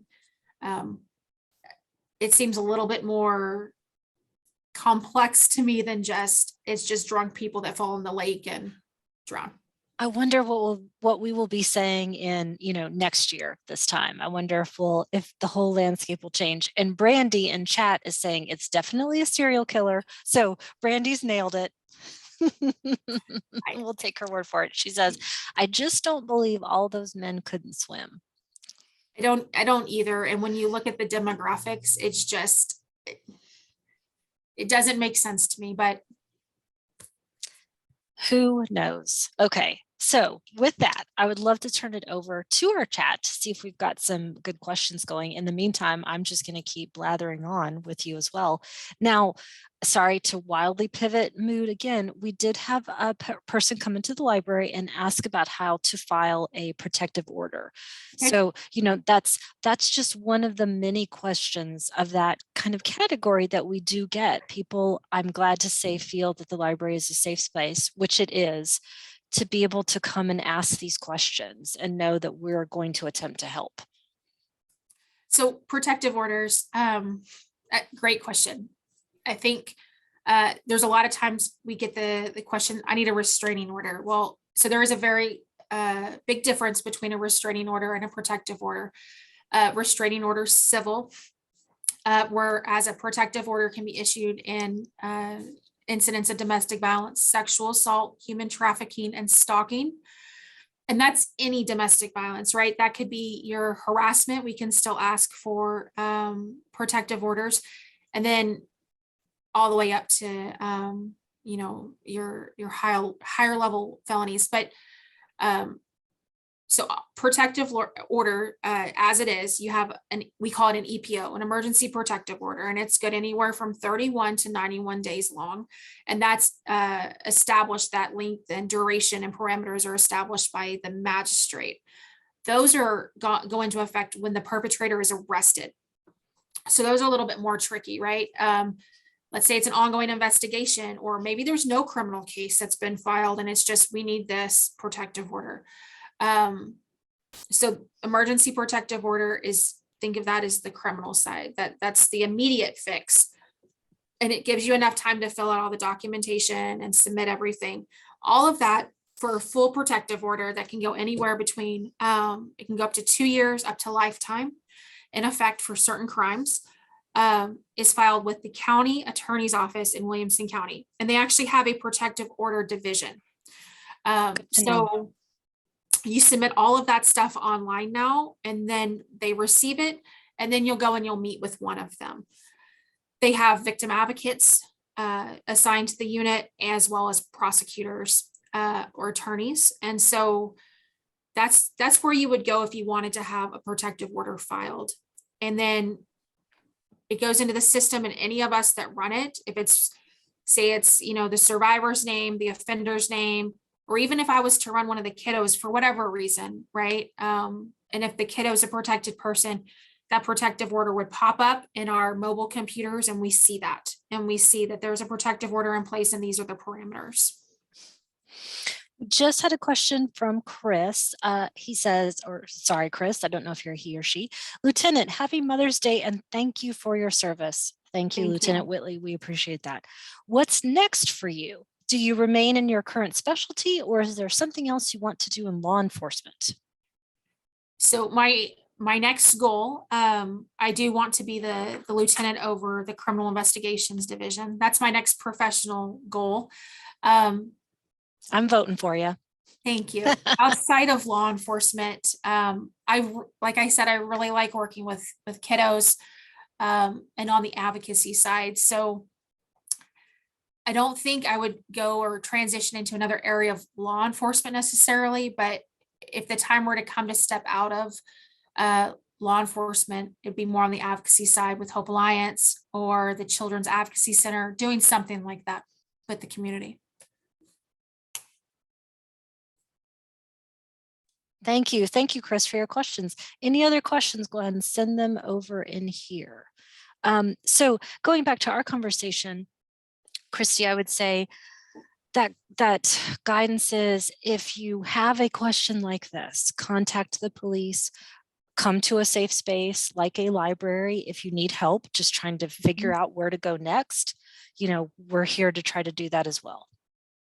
Yes, I think a lot of domestic disputes occur with child custody exchanges, right? Because no matter what, you still have kiddos. And so always pick a public, like you said, a public place where you're safe, be it the library, McDonald's, the police department, somewhere that is well lit, populated, and you can get help. I've responded multiple times to the library, both as a patrol officer and as a detective, to assist people, because it is a safe place and it's known, like, where to go to find it. And it's not as threatening as walking into a police station. And so I think that would be the biggest thing. We also have a victim advocacy program here with the police department. And so even if you don't want to speak to an officer or a detective or somebody, you can always call and speak to one of our advocates. So we have 2 full-time advocates that work during the day, and then we have volunteers as well. And so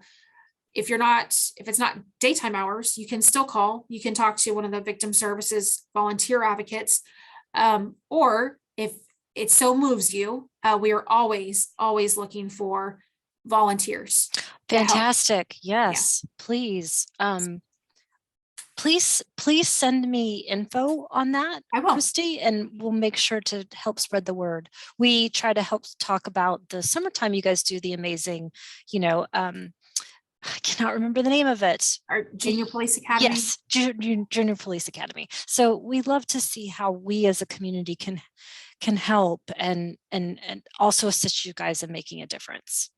That's out. Thank you. Any other questions for Lieutenant Whitley before we let her go? I'm so sorry. I'm sorry that you work 6 to 6 and then it's 2 o'clock. No, it is good. It is good. Well, we appreciate you. And Brandy also says thank you for your service. Thank you so much. Lieutenant Whitley, thank you so much for joining us. I hope that we get to talk to you next year as well about any other incredibly exciting developments in your world. That would be outstanding. Yeah. Okay, thank you everyone on the call. I'm going to go ahead and do what I did last time, which is mute and turn off my video so everybody can take a break. And then we will be back with our author, Kate Winkler Dawson. Kristy, if you haven't read any of Kate's work, stay on the call. It's super interesting. And then come over to the library and check out all of her books. So perfect. We're here for that. Okay, everybody, we'll see you in just a couple of minutes.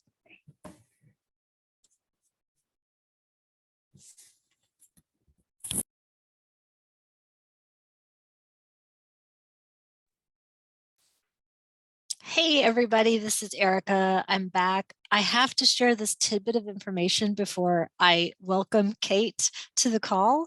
So I just am randomly chatting with one of my friends who's an attorney. He's a criminal attorney, criminal defense attorney.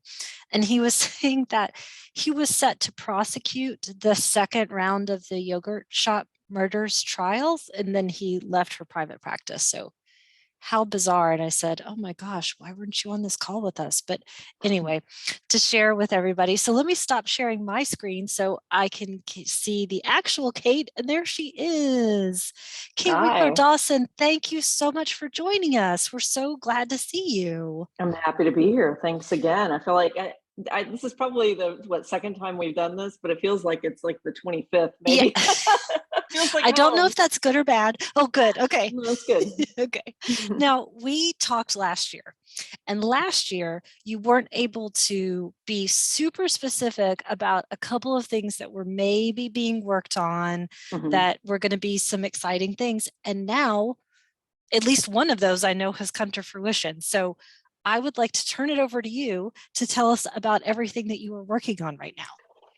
Well, I had a couple of things that unfortunately, because some of the streamers are in a little bit of trouble, projects fell through. But, the wonderful thing about doing historical true crime is there's a big appetite for it. So I expect sort of a television film side to be pretty active. I think probably what we talked about last year was the new podcast. Is that what it was? Yes. Yeah. That is so wonderful. I was just watching. So Kate has a brand new podcast, one of her others, which hopefully you will tell us all about as well. But joining you this time is Paul Holes, which is a very big deal. You're a big deal. He's a big deal. He's a huge deal. Paul is really great. And I think last time I couldn't really talk about it. It was still in the works. It was a very long process getting the show. It's called Buried Bones, and it's on the network, the My Favorite Murder Network, Exactly Right. And Paul and I had been on one of his shows, and he had been on one of my shows in the past. And I just thought he and I had such a good rapport, and we were friends. I really like Paul. I respect him professionally, and vice versa. And I'm sure you've come across him. You've worked with him, I'm sure, at different points over the years. Yeah, at least in the same circles. We're in the same circles, and Paul and I work on different sort of sections. I mean, he really does work on cases that could be pretty old, 60s and 70s, but everything I do is much earlier than that. So we haven't been able to intersect that much. But when he was on Wicked Words, I had said to him, that show is where I interview writers or producers, anybody who can tell a good true crime story. And I interview them for about an hour about the story. And I said, well, I would really love to have Paul on. And I just couldn't figure out in what capacity. And so I asked him, what kind of, have you worked on a case that you can recommend? Is there something you want to talk about that is in your book or something? And he said, well, I was asked to consult on this case from 1925. And it turned out to be a case that was featured very prominently in American Sherlock. So it was interesting because usually I have, like, if I have Erica on and you've written a book and I'll say, tell me the story, and then I'll interject and ask questions about, the Lori Vallow story or whatever you've reported on, you're telling me the story. But Paul was just consulting on this case. So I actually ended up on that episode doing something I had never done, which was I told him the story and he would say, well, this is what I was doing on it. And so then by the end of it, it sounded exactly what would become Buried Bones, which is, I pick out a story per episode from history. Most of the time you've never heard the stories, although I have had no less than a dozen people pitch me the H.H. Holmes story. And I just thought, man, everybody knows that story, but people want to know Paul's take on it. So that might be something we go down. We've talked about the Lindbergh case. We've talked about Jeffrey McDonald, some big cases, but really they're obscure cases in history that have a lot of twists and turns. And I present the story just like I would with I have a buddy who's a defense attorney. I have a friend who's a really high ranking investigator. And I'll say, let me tell you this story, and I'll sort of unravel the story for them. And they'll give me input. And that's what happens with Paul. He has no clue about the story. I mean, sometimes I'll say, you need to know a little bit about the effect mercury would have had on your body, and things that he might have to look at some obscure poison book about from the 1820s. But overall, he doesn't know anything about the story. Oh, so wow. he has to play detective, and he'll say, well, this is what I would have done now. And sometimes he'll say, boy, they really, even in the 1800s, they should have been able to do this. I don't know why they didn't do it. And then sometimes, like, there was a case where the officer, it was in the late 1800s, and it was a woman who either was pushed or jumped or something off of a bridge, and they were looking for a weapon, and the officer created this sort of net full of magnets, and he was dragging the whole river to try to find this thing. And Paul said, well, that's new. I've never heard of that technique before. And then I told him that I did research on a forensic scientist who built a dam. He had a company build a dam to block the water, to collect, to find, and ultimately found a weapon that was like 5 miles down, dumped 5 miles down. So, and that was in the 1920s.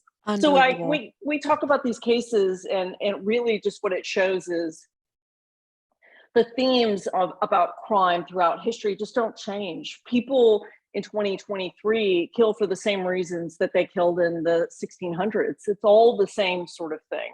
People are not that different. And so my job really is to, bring these characters to life and see what what police officers did differently, how we can learn from them, what they could have done differently. It's a really cool show. So I was very excited to start that with him.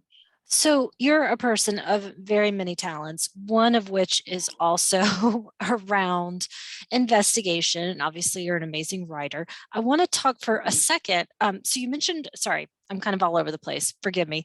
You mentioned American Sherlock, Yep. which is book number two. Two. Okay. And you can find all of Kate's books here at the library or Yay. your local library, wherever you are. And so the book that you have now, we actually just did it for one of our Rather Be Reading discussions, is All That Is Wicked. And so it reminds me of your work as a journalist. You have a huge body of work in that field. And when you're talking about how motives essentially stay the same, I think what we can really see in this book, in All That Is Wicked, is how our storytelling may have changed over time, and how deeply you can become involved in a story. I would love it if you would tell us more about that just incredibly fascinating piece that makes up All That Is Wicked, which is the journalist, which is talking to a psychopath. And we didn't have that word at the time, right? But we do now, and how that narrative was kind of fashioned. Well, I love that book and that story. I have lived with the psychopath you're referring to, Edward Ruloff, for years and years and years, because he was initially going to be a book. And then my editor said, I'd rather you do American Sherlock first. And then I turned him into a podcast. And for anybody who hasn't, read the book, it's about a man who was a self-proclaimed and was a genius, self-proclaimed genius and was a genius in linguistics, who was very, very charming and very deceptive. And he murdered 4 members of his own family and then 1 additional person. But, because of his reputation, he certainly got blamed for other killings too. And he had this 30 to 40 year crime spree that stretched from upstate New York down to Manhattan, Gilded Age Manhattan. And the story is interesting because, if you hear it on the podcast, it was the first season of one of my shows called Tenfold More Wicked. If you hear it on the podcast, I sort of gloss over, I tell the broad strokes of the story. I interview his family, who still live on the same farm that they lived on several hundred years ago. But I focus in on the book on this 6-month moment where Edward Ruloff is shackled to the floor of the jail in Binghamton, New York, and he's awaiting execution. He's been convicted for this last murder.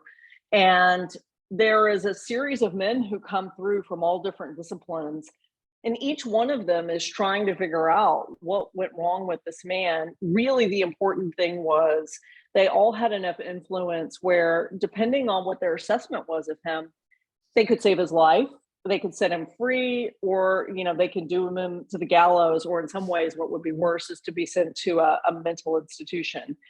And as you kind of referenced as a journalist, there's a couple of different journalists. The one who was the most important was a guy named Hamilton Freeman, who was a small town newspaper reporter in Binghamton, latched onto the story and thought he had this incredible exclusive to, write this memoir, which ultimately he did, write a biography of Edward Ruloff while he's in jail, and he had this unfettered access. The problem that I think a lot of journalists, people who have been involved with Edmund Kemper and Ted Bundy, the Unabomber, is, if you are not smarter than these people who are in prison, you can become manipulated, and that happens an awful lot. And he was, Norman Mailer, that was a good example of a journalist who advocated for the release of someone who then went on to kill again. And that's where Hamilton Freeman found himself. He initially began being frightened of Edward Ruloff and sort of drawn in the way women are often drawn in to dangerous men. Hamilton was drawn in. He had a great story. And I think that Edward Ruloff, being someone who very clearly had psychopathy, he hit every check mark on Hare's checklist for psychopathy. Edward Ruloff sensed that naivete that Hamilton had, and he wanted to leverage all that. And by the end, Hamilton was a fierce advocate and tried to have Edward Rudolph have his life saved. And ultimately, at the very end of all of this, Hamilton realizes his folly and realizes that he's been manipulated. But with every group of people who comes through, there are theologians, there's another journalist who really makes him worldwide famous by printing large excerpts of Edward's writing. There's alienist psychiatrists, there's a neurologist. I mean, there's a whole series of people who come through who try to figure out what made him tick. And you're right, we didn't have that word psychopath in the late 1800s. Nobody knew what he was. So everybody left with a different opinion. He's crazy. He's not crazy. He should go. Mark Twain said his life needs to be saved.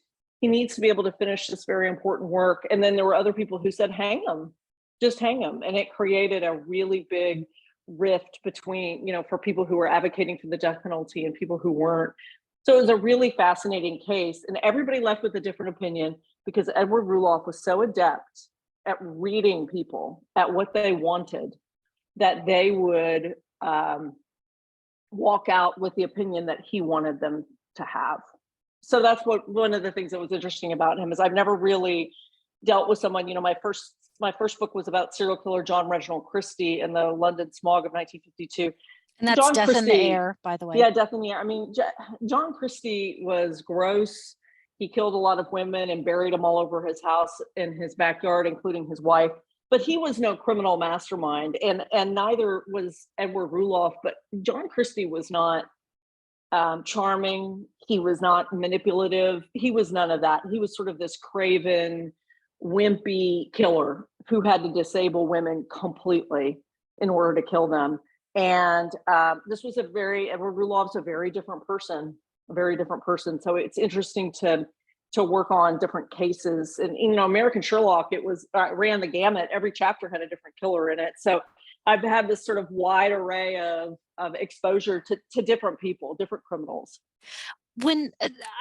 This is a question that I find incredibly fascinating. I'm not sure if anybody else does, but tell me what you think. And I think I'm going to paraphrase a little bit from the book, but there were definitely people on the outside going into this case with what I think of as the idea of too smart to be incarcerated, or to essentially pay for their crimes. That this person's brain, this is why his brain was so studied.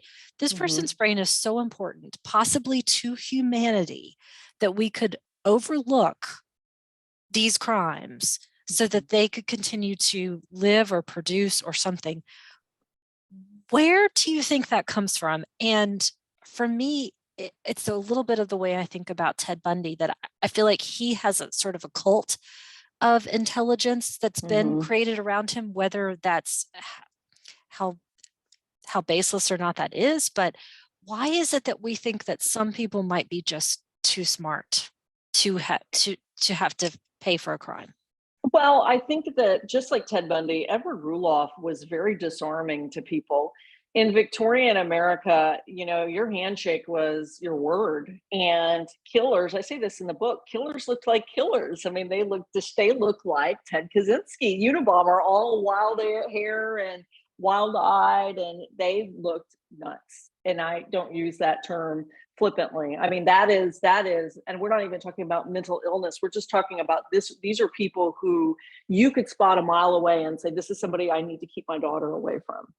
And Edward Rudolph really was the very beginning of that charming killer that was so disarming to people that, my next door neighbor is a danger. And it is a violation of every sort of comfort that we have. You have that inherent trust that the people around you, even the strangers, are not going to hurt you. And so somebody like a Ted Bundy really frightened people, and frightened ultimately to me also translates to fascinated. And I think that Edward Rudolph was fascinating. He was incredibly intelligent, regardless of this theory that he claimed to have that would change everything about the way we teach languages.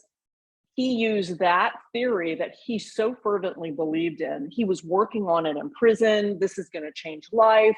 it convinced a lot of very important people, including Mark Twain, to try to keep him alive because he was of value. Because in the late 1800s, more and more people were becoming formally educated, and education was valued, as were innovations. This was the kind of the big age of innovations, and so when Edward Roloff is making these sort of outlandish promises that you can use his key to unlock the origin of human language to teach a Frenchman Italian within 2 weeks, that would have been world changing in linguistics. And so when you make these promises, people want to believe them. This is also the time of the hoaxsters, where it's like Central Park Zoo has let all the doors open and there are lions roaming all over the place, where newspapers would print these outlandish things just to create a hoax. So people were very gullible, and this country loves a good snake oil salesman, boy. I mean, everywhere from politics all the way down to that charming, glib, the kind of guy who's a little bit kind of, the character is very unseemly, but you're attracted to them. It's complication, I think, and I like a complicated character, but I think that he was valued partially because they thought maybe he could be useful, partially because and Mark Twain really fell under this category. Twain really, really was against the death penalty, and I think he thought Edward Roloff had some mental illness. So that was really Mark Twain. There's people who just said, no, we can't have the death penalty under any circumstances. There were people who said, what is the harm of putting him in a mental institution and letting him finish this dang thing, and let's just see if it's worth anything. And then, there are the people who really believe in this theory and really think that he is on to something. So there are all kinds of camps, and they're conflicting. And Edward Roloff's main goal, once he realized that he was going to probably be put to death, what he wanted the most was for his theory to be validated. So when a psychiatrist, John Gray, John Gray could be his own book, he was a very controversial psychiatrist in Utica. He came and he evaluated Roloff, and he really was, on behalf of the governor, the one who was going to say yes or no, death penalty, mental institution, whatever it was. And when Edward realized that John Gray was someone who really believed in the biological theory of insanity. So if you were physically ill, so was your brain. And these were the people who would remove your spleen if you showed signs of schizophrenia. It was that connected. Your body was connected to your brain in that way. And even for such a long time leading up to that, about that, bad blood, there's such a thing as bad blood, and you're going to inherit it, and blah, blah, blah.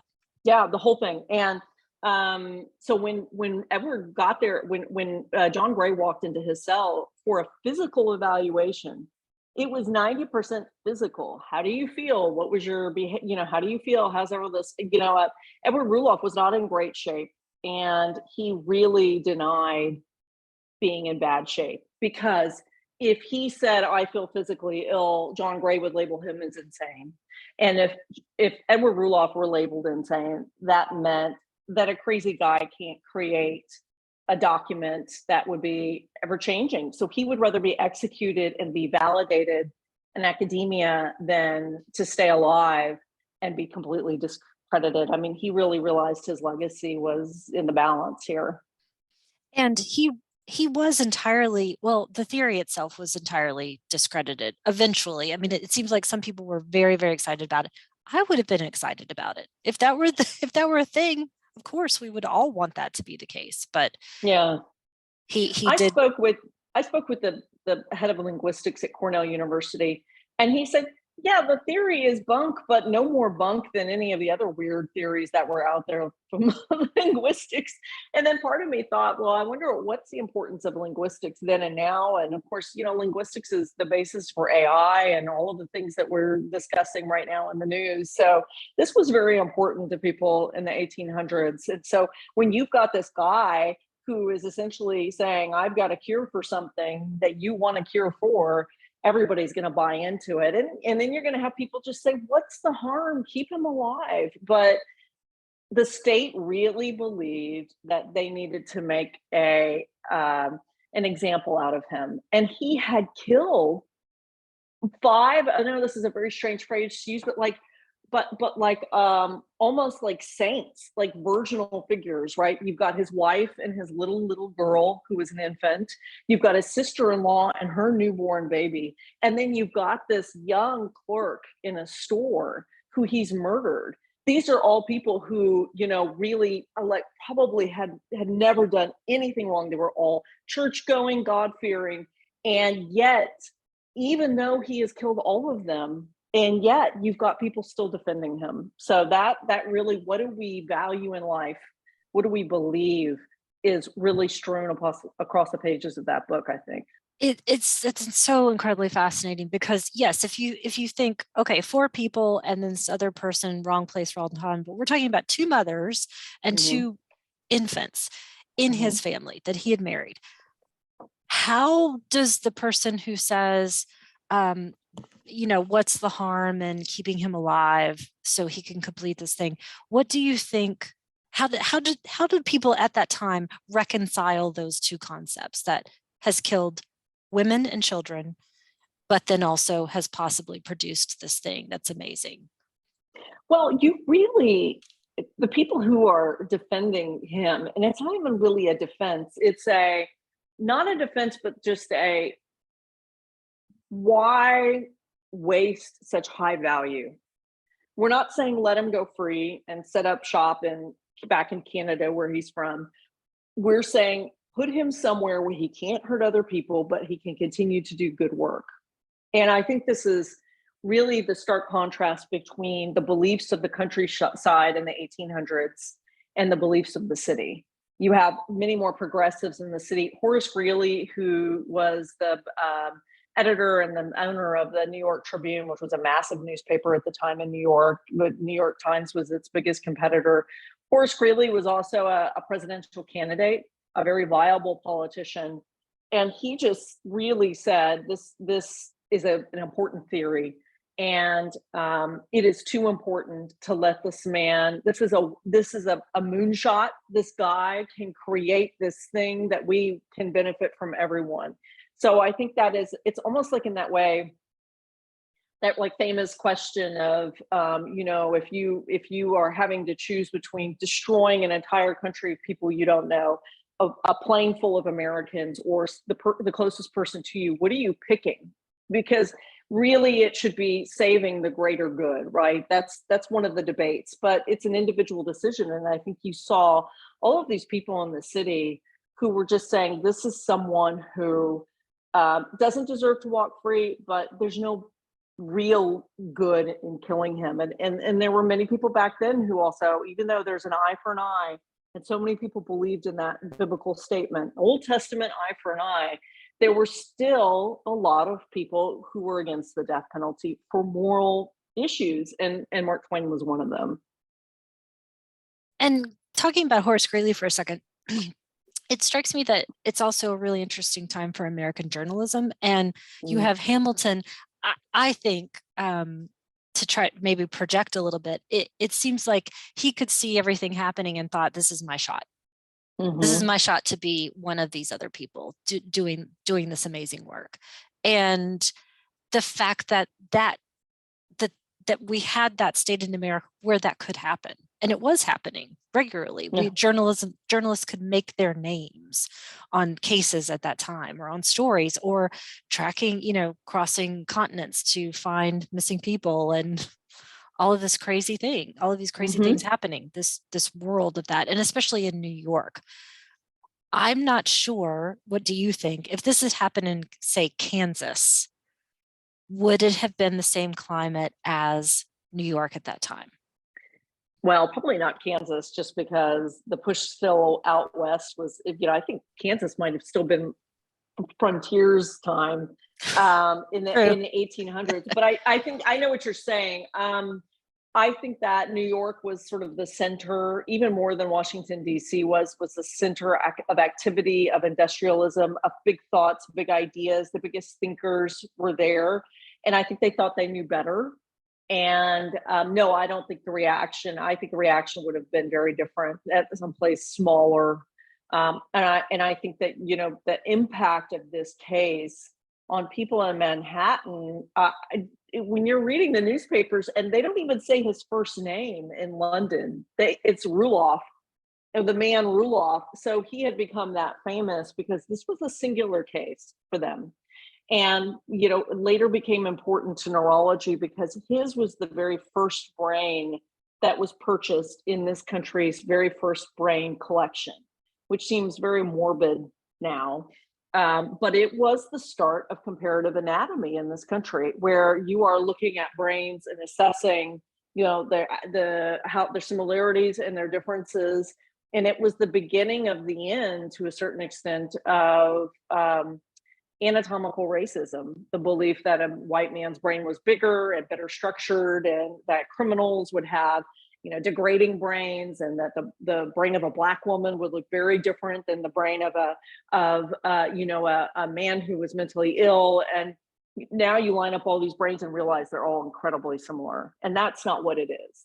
So I think that the compelling part of the story from the New Yorker in the city's point of view was that this was a man who could have sat next to him at a coffee shop and shook his hand and said, "Hey, do you want to go into business together?" And because of the way Edward Ruloff spoke, he would have been hired immediately. That was the frightening part. That's the part that really was highlighted in the newspapers, was this is a man who you would be thrilled if your daughter brought home and said, "This is the guy I'm going to marry." And how petrifying is that? And I think that is the reason why many of us are attracted to those true crime stories. It's the enigma, the mystery, the sort of the scariness, the not understanding how somebody could be built that way. And boy, I hope my neighbor's not built that way. You're just crossing your fingers. And it really was Edward Ruloff was the beginning of that. I'm so sorry, I can't remember the last name, but his in-laws, I find that the Scuts. I find them to be so fascinating because it seems like, contrary to what I might have thought at the time, they were constantly saying, this guy's not right. After they figured it out, after they were the family that said, here's this upstanding citizen who had basically made his way here and told all of these stories, that they say, okay, he seems great on paper, and they quickly realize he's terrifying. Yep. And they keep trying to sound the alarm over and over and over again, and just are not heard. And it's amazing to me, their tenacity through all of this as well. I agree. And the Scuts who, you know, there's a Scut Road in Dryden, New York, where all this happened. The Scuts still live there. They're a very large part of that community. And one of the things, I'm glad you pointed that out, because one of the things I've always thought was interesting in that is that in history books, things are awfully often framed, particularly in New York, as the upstate country folk rubes who are very naive. And I frame it that way in some ways. Man's handshake is all you need. You know, everything is, everybody is trusting. The Scuts regularly took in just stragglers who would come and knock on the door. And this was something that happened actually for centuries later in Dryden. People were not locking their doors until a very bad series of murders happened starting in the 70s, I think. And that really changed the landscape of Dryden. But you then have all of these people in the city who you would think would be very suspicious of Edward Ruloff, except he acted and looked just like them. When he arrived on the Scuts farm, I think that you have in these country folks, these people who were very savvy, who had met a lot of people who had been duped in the past. You have this family who had an instinct that something was wrong. It wasn't that he was incredibly intelligent. It wasn't that he was charming, but they were picking up on things that they were not willing to ignore, which is, you know, he was violent with the daughter, with his wife, who would eventually become his wife, Harriet. And, you know, in the book, I say what's startling is her brother walks in on Edward shoving her and hitting her. And he says, if you don't straighten up, you're going to leave her with us and we will take her. And they were already married. And this was a huge deal in the 1840s, because once a man married a woman in that time period, she was like property. That was it. He could do what he wanted. There was very little recourse for the family. And the Scots said, you will not treat her like this. We will take her back, even if it's in disgrace. And, Edward Ruloff said, well, I'll straighten myself out, which of course he didn't. So I think that the Scots were incredible, as you said, because they pursued him literally across the country, dragged him back when his wife and his daughter went missing, and continually pursued him and were there for his end. They were ultimately there for his end. And even though he didn't go on trial successfully for murdering his wife and child and his sister-in-law and child, in the end, I think it was something that it was a closure for them, but not particularly satisfactory. So that it was a very hard story. It's still a hard story. The members of the family don't like to talk about it, I can imagine even after this time. And Yeah. what do you think people at the time made of this situation that we, I think understand a little bit more now, but that this is a person who, if given the opportunity, will never stop, which he did not Right. when he had the opportunity. And did that defy how people tended to think of crime, or just another eye-opening piece of information of, oh, some people will not stop? The concept of we wouldn't have even called them, as I'm sure everybody who's watching this knows, the concept of the phrase the serial killer didn't even come until the 1970s with the behavioral unit at the FBI. So I called him a multiple murderer, because we don't even have that phrase. The idea that someone was a multiple murderer when he was not part of a gang, or, it seems senseless. I don't think anybody could ever think that he was simply removing people who were obstacles. People who were killed in the 1800s, they were killed for very specific reasons. Robbery, it could be a sexual assault, but the things, it could be, gambling, it could be revenge. But this idea of eliminating people, one person systematically eliminating people and playing cat and mouse with police, just was unfathomable to anybody. Nobody understood what was happening, especially because Edward went from killing people in the 1830s into the 1840s all the way up until 1871. So you're talking about a huge span where you think people make mistakes or people are violent and then they grow out of it, then they find religion. And so I think he really defied a lot of logic. And again, that's why this story for me has endured for so long. A lot of people had never heard of it until the podcast. And I think he just disappeared from the history books, but he was all the talk for decades after he died. And remind me, how did you find him? I think it was Wikipedia. I can't remember. I have a buddy who does something interesting. He would kill me. I can't wait to. I can't No, wait to I hear mean, what that is. I can't even. I hate to say it, but he will say, okay, well, I want to write a book, and he'll say it's 2023. If I sell the book now, I'll have to turn in the book in 2025. It'll be published in 2026. So he'll go to Wikipedia and go back 100 years. What happened in 1926? Did something really big happen in 1926? Oh, the first serial killer in Chicago happened in 1926. And then he can pitch that and say, it's going to be the 100th anniversary of the Lindenberg or whatever. I don't know what it would have been, but some massive event. And so I thought, no, that's an interesting idea. I don't know how I ended up on 1872, but you can Google it and say what happened in the year 18, whatever, and it'll give you the big life events that happened. I'm immediately going to start doing that because that sounds really interesting. It was interesting. No, I think it's a very systematic way, but it makes sense. I mean, if you've been in book publishing, they love a good news peg. This is the 100th year anniversary of this or that. And so It works for him. So I think that's how I ended up with Edward Ruloff. Is I was on a Wikipedia and I saw, linguistics expert, Edward Ruloff, linguistics expert, executed on this day in 1872. And I thought, that's odd. Very weird. Yeah. Can we talk about buried bones for a second? Sure. So this is something that I was going to recommend to everybody. If you haven't seen it already, it's a couple of years older on Netflix, but it's serial killers of that very specific period in LA where it seemed like you could not leave the house for fear of being murdered by a potential serial killer. And Paul did some great segments on it. So it's talking about kind of the big people from 70 to 83, essentially stopping before Ramirez. But we've got Hillside Stranglers and all sorts of, Dating Game Killer, all of these killers that now have names because there were so many of them operating in LA in that period that they had to have names. Skid Row Killer, all of those kinds of things. And Paul has some great contributions to that.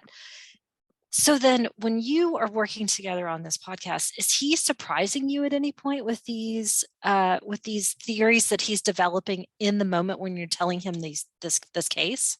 Yeah, I mean, often I'll give you a great example of that. It was, often he will think through things in a way that it doesn't occur to me. I wrote in American Sherlock a very big chapter on a woman named Bessie Ferguson from 1925, where my forensic scientist, who's the center of American Sherlock, the forensic scientist receives from a police in Berkeley a piece of scalp with an ear attached, and that's it. And they don't even know the sex of the victim, but they just know this is certainly somebody who's dead. They don't have a body, that's it. He examines it, and with a lot of forensic razzle dazzle and involving a special microscope, he's able to actually tell them where the body is located based on sand particles found in the woman's ear, Bessie Ferguson. And so then my forensic scientist, after they recover the body, is able to identify who she is. And then they try to figure out who the killer is. And so that's when Paul and I started talking. And we were talking about, how my forensic scientist was eliminating all of these different people. That Oscar Heinrich, the forensic scientist, was convinced it was somebody who had medical knowledge, which is very a la Jack the Ripper. Right. Oh, the way the person was cut. This is definitely somebody who knows how to break down an animal or knows how to, is a butcher or these are precise marks. And, Paul calls BS on that kind of stuff. He said, basically anybody can learn how to be precise. It's not that difficult. And so we talked about that. And then I said, I think it was the sheriff, but I don't think the sheriff would be able to get away with this in this way. Oscar didn't think he was smart enough. The sheriff was smart enough. And it sounds like he got Bessie Ferguson pregnant. And Bessie Ferguson as a victim was very complicated because she had been extorting a long list of men for babies who never existed. So you potentially have all these suspects. I mean, you did. And it was a lot of people to dig through. And Oscar ultimately settled on what he thought was a viable person, a dentist. I'm not sure how viable the suspect was, but when Paul Holes and I kept coming back to the sheriff, where contemporary people believed that this is who was responsible. But I said, Paul, the sheriff, was very, very, he was kind of inept, not particularly bright. I'm not sure she was dismembered in a way where her body parts were everywhere. I mean, it was really difficult to track them all down. There was no trace of anything anywhere. I mean, this was somebody who was pretty smart. And I said, I don't know. I don't think it was the sheriff. And then Paul just said, the sheriff would have known plenty of professional killers. This would not have been a problem. All he had to do was hire somebody. And that was it. And, I spent 2 or 3 years writing that book, including doing a lot of in-depth work on that chapter. And it had never occurred to me in my naivete that the sheriff would have been able to hire somebody to do that. And so Paul is kind of constantly he's saying, well, what do you think about this? And sometimes it just think, that would have been really easy to think about, but it didn't occur to me. So he is very helpful in that way. He's got a lot of really good insight. And I think I do too. So we get to play off of each other. I think also as a journalist and someone who has had a deep dive in history, that he hasn't had. I can illuminate a lot of things. I mean, I talked to, on one of his old shows, I talked to him about a case where a potential suspect, a victim, had a huge amount of letters. She was found dead in a lake, and she had a big amount of letters, and they were all signed with different initials for people who were signing. And he said, that's very suspicious. I'm sure that the police know more than they were saying, and they were just probably feeding these initials to the press and not wanting to reveal what the real signature was. And I said, actually, in this time period, everybody signed with initials. It was unusual for somebody to sign with their full name. And so that sort of historical cultural context is really important when you're talking about these cases. You know, when you're talking about a woman who kills her husband because she's accidentally gotten pregnant in the 1700s by a young soldier, we see why this is not someone who would just run away. We see why this is someone who felt in a corner and was going to have to kill him one way or the other. So where we are in history is very important. And I think Paul, while he works in the 70s and the 80s, he hasn't had an opportunity to go back into the 1900s or the 1800s. We had a case where a woman claimed, that her husband had taken his own life.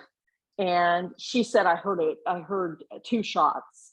And that was that. And the police say he had only shot himself or had been shot once. And Paul said, that is a big thing for me. It's, she said, I thought it was a car backfire. I didn't think it was anything. And he said, if it was a car backfire, it would have been 1 blast. But she said 2. And I said, but I'm pretty sure in this time period, a car backfire, because of the engine, it would have been multiple shots. So, we can't make assumptions without knowing all of the context. So it's an interesting show. I like that. I think we have a good mix of knowledge there. I have to say, this reminds me so much of, I don't know if you're an Agatha Christie fan, but the Tuesday Night Murder Club. It sounds like we're bringing all these people who have their very specific set of skills and knowledge and background to bring it to bear to examine a case as a whole. So if you guys ever want a librarian on there, I will be your third. But you're an expert. Tell me where you guys come down on Lindbergh. I've always been fascinated by Lindbergh. Lindbergh case, we tackled that case on Very Bones, and I didn't address some of the there were a lot of weird theories about Lindbergh being fascinated by eugenics.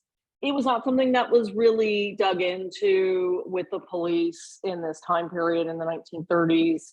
And it was just something we didn't really address. We wanted to look at who was the most likely suspect, his accusations, all of that stuff. And so to summarize the case, if I can remember it, because that was months and months and months ago, it was Charles Lindbergh, the famous aviator. His little son, infant son, Charles Jr., is kidnapped and later found dead.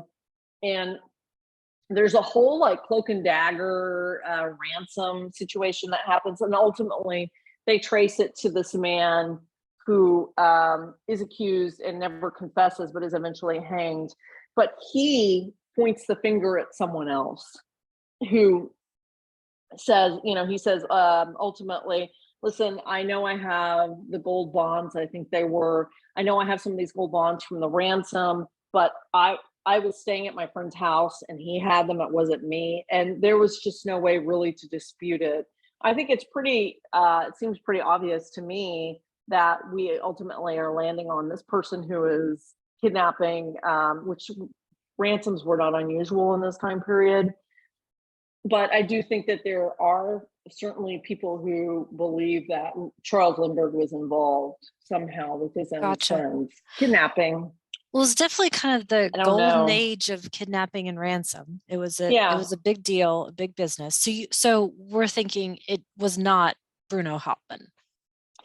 I mean, I would think involved. It would be. Okay.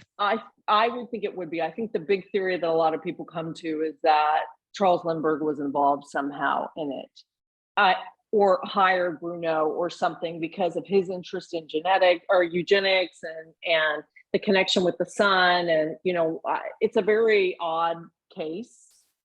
I think that things are probably a little bit more simple. I think it was Bruno, and that's it. He fingers someone else, but that someone else died. So there's just really no way of knowing. It's a very convoluted case. It's interesting. And it is a case that endures. Much like Jeffrey McDonald was another interesting case that Paul and I tackled too. The surgeon, the doctor who killed his wife and 2 little girls in 1970 in, I think, North Carolina. And boy, that case was something else also. So the idea of a child going missing or is dead, and a father potentially being involved, is also something that's fascinating to people. McDonald is hugely interesting. Was it is it Wilderness of Error that Fatal Vision was his big book about him. Okay, but got it. And Fatal Vision was very controversial because I think Jeffrey McDonald went into that book, and now I'm blanked on the journalist who wrote it, but he went into agreeing to that book after being convicted of killing his wife and 2 little girls. Joe McGinnis, who is a controversial figure as well. And Joe McGinnis, when he approached him, I think promised Jeffrey McDonald that this would be a sympathetic portrait. And from McDonald's point of view, and it is not, Fatal Vision is not, nor was the movie. And I think it was infuriating to Jeffrey McDonald. What is so interesting about that case that Paul found really interesting is, we talk a lot about when blood typing was, the different forensics that were available. And of course, DNA testing wasn't available in 1970 when this happened. And I said, but the blood told a story. And he said, well, I don't understand that. And I said, each person in that family, 4 people in the family, they each had their own blood type that was distinct. So you knew where the eldest girl was, and you knew where the wife was, where Jeffrey McDonald claimed to be, all based on their individual blood types, which is so unusual. So there are cases like that where you really, the Sam Shepard case is another one, Paul and I talk about that. So there are some pretty big cases that people have very strong opinions about. Like I said, I have a lot of people who would love for us to talk about H.H. Holmes. I feel like H.H. Holmes is pretty straightforward. I mean, he was a terrible person who lured women in 1900 to Chicago. Well, they were already there for the World's Fair, and then sort of lured them into his hotel, and terrible things happened. But H.H. Holmes as a killer and as a profile would be pretty interesting for Paul to dig into. So I'm getting emails all the time about it. So I think maybe I'm destined to do it.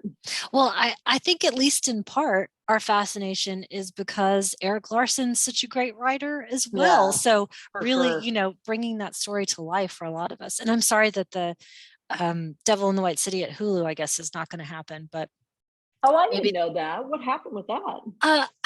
I'll have to look back, but the last thing that I read, which was not that long ago, is that it is dead at this point, I think, per Scorsese, but we'll see. Oh no. Boy, that show has been in the works forever. Who I just interviewed for Wicked Words was David Gran, who is, as you know, #1 right now for The Wager. Boy, if I could recommend a book, read mine first, but then shortly thereafter, read David Gran. I have it. I checked it out. I'm obsessed with anything related to the ocean, and it's on the front cover of book page. If you come into the library, you'll see it, and we have it, and we have copies of it. So come read. But it is wilderness. Sorry, go ahead. Well, you were saying that Jeffrey McDonald, what is that the book you were talking about? Yes, that Wilderness of Error, which is Errol Morris, who is a very big deal. And I watched the show, and Morris is, I feel like, very much in the camp of, I do not think that Jeffrey McDonald did this, and here's why, and questioning a lot of people regarding this. And he worked a long time on this story, obviously, but I watched it, and I'm not sure that the sum necessarily disproves the part, or the parts disprove the sum. So yeah, we're obviously still polarized by it. Yeah, I think it's a little bit like Staircase, is that Michael Peterson? Yeah, it's a little, I actually have an author coming on to talk about that, about the owl theory with the staircase.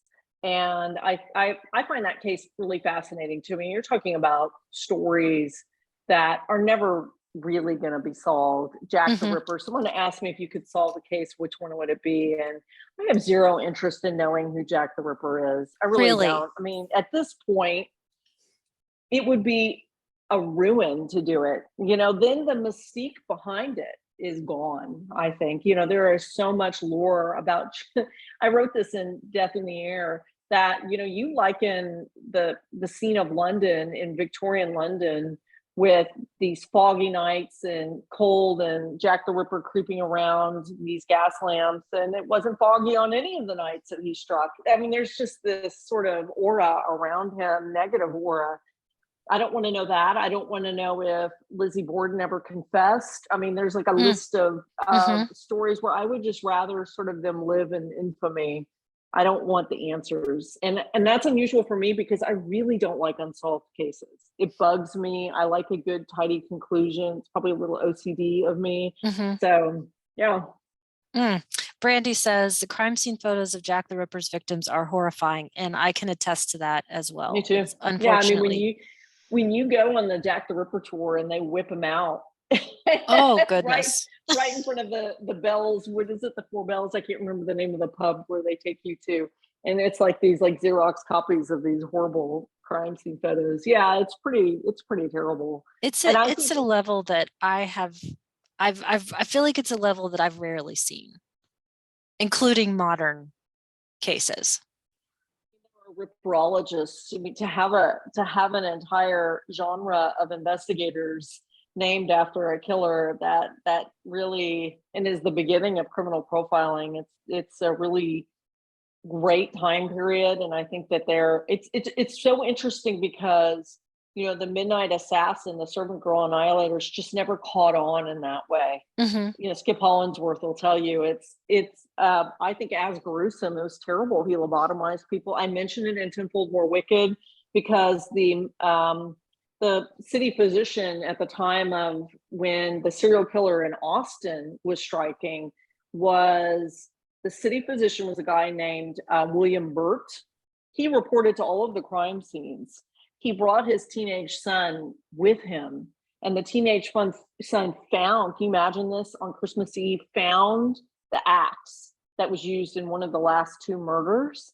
The teenage son, 10 to 12 years later, goes on to kill his own wife and two little girls the exact same way. Unbelievable. And was a suspect at the time. So that season of Tenfold is a lot about the influences of what we go through as children, and does this affect who we are later today, and how we treat our own families. So that it's interesting what sort of catches on is probably not the right phrase to use about killers, but the stories that just endure for us. Some are surprising for me. Lizzie Borden, who would think?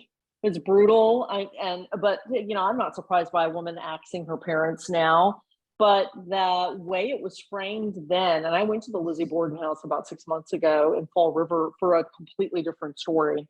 The way it was framed, I think, in that time period where a woman is incapable of that, I still think we feel like that. I think people are very surprised when women who are not in the middle of postpartum depression and something, there's always some sort of a convenient explanation for why women don't, or why women are capable of killing, whereas that we are just as capable as men are.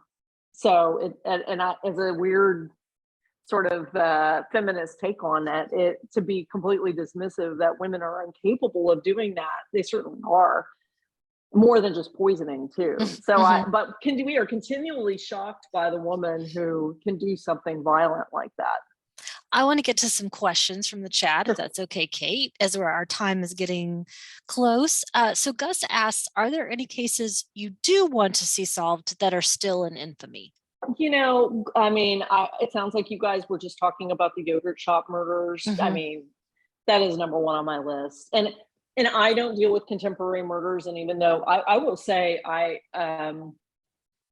lived in that area, I'm probably 7 minutes from Anderson Lane where the yogurt shop was. I am that age group. I was in high school. I was a junior in high, it happened in 92, I think, right? 91. 91. Yeah, I was Yeah. a junior in high school when that happened. And I remember very vividly all of it. And I had a friend who worked at that yogurt shop. Mm-hmm. So I think that probably, and that is because it's less of a weird mystery and more that it's not far removed. And also I was part of that demographic, and I have a very, very difficult time on stories that are recent, contemporary. I don't like to talk to family members who just lost somebody. Absolutely. Or even Yeah, grandparents. I respect journalists who are able to do it, but definitely. it makes me very uncomfortable. So so I would say yogurt shop is probably the biggest, Mhm. and I consider them infamous at this point. I mean, the yogurt shop it will never go away. So terrible when it Mhm. happens. And Lindsay asks, what made you make the turn to author and true crime writing? Also getting all my friends to follow Buried Bones. Keep it up. We love it. Thank you, Thank Lindsay. you. Thanks, Lindsay. And thank you, Gus, for that question.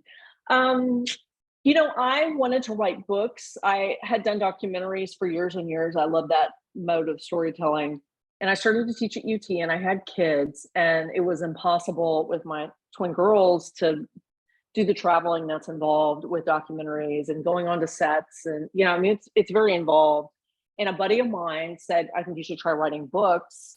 And you could do it at 3 a.m. You could do it whenever you want. You can do one big research trip, and then you can just spend all your time digging through this stuff. And so I said, okay, that's good. And I had an agent who really was into war. He liked to sign a lot of war books. And I like the American Revolutionary War, and I like the Civil War.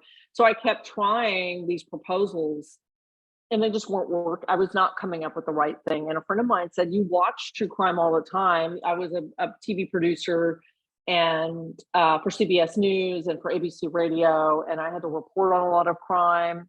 Gary Condit, Chandra Levy controversy of 2000, around 2000. That I had to live in Modesto, California, covering that case for a very long time. The state representative of California who was accused of killing his intern, when it turned out she was actually the victim of a serial killer.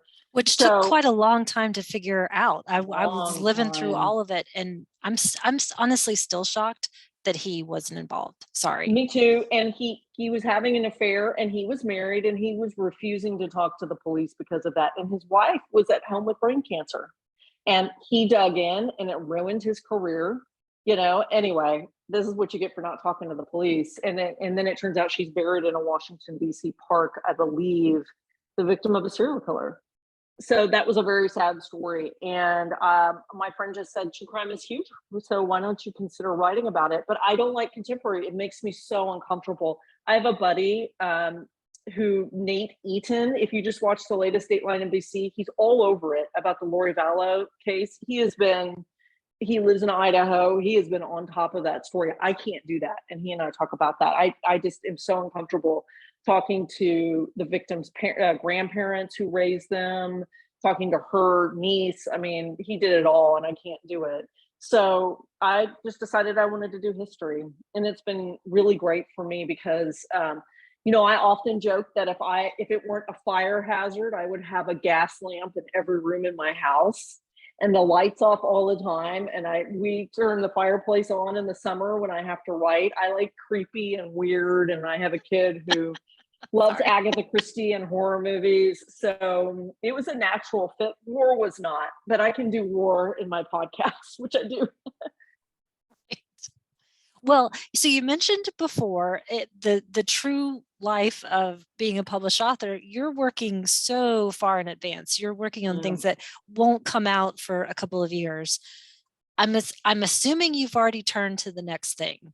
Oh yeah, I'm in the middle of the next thing. I have to write on Mother's Day if you can.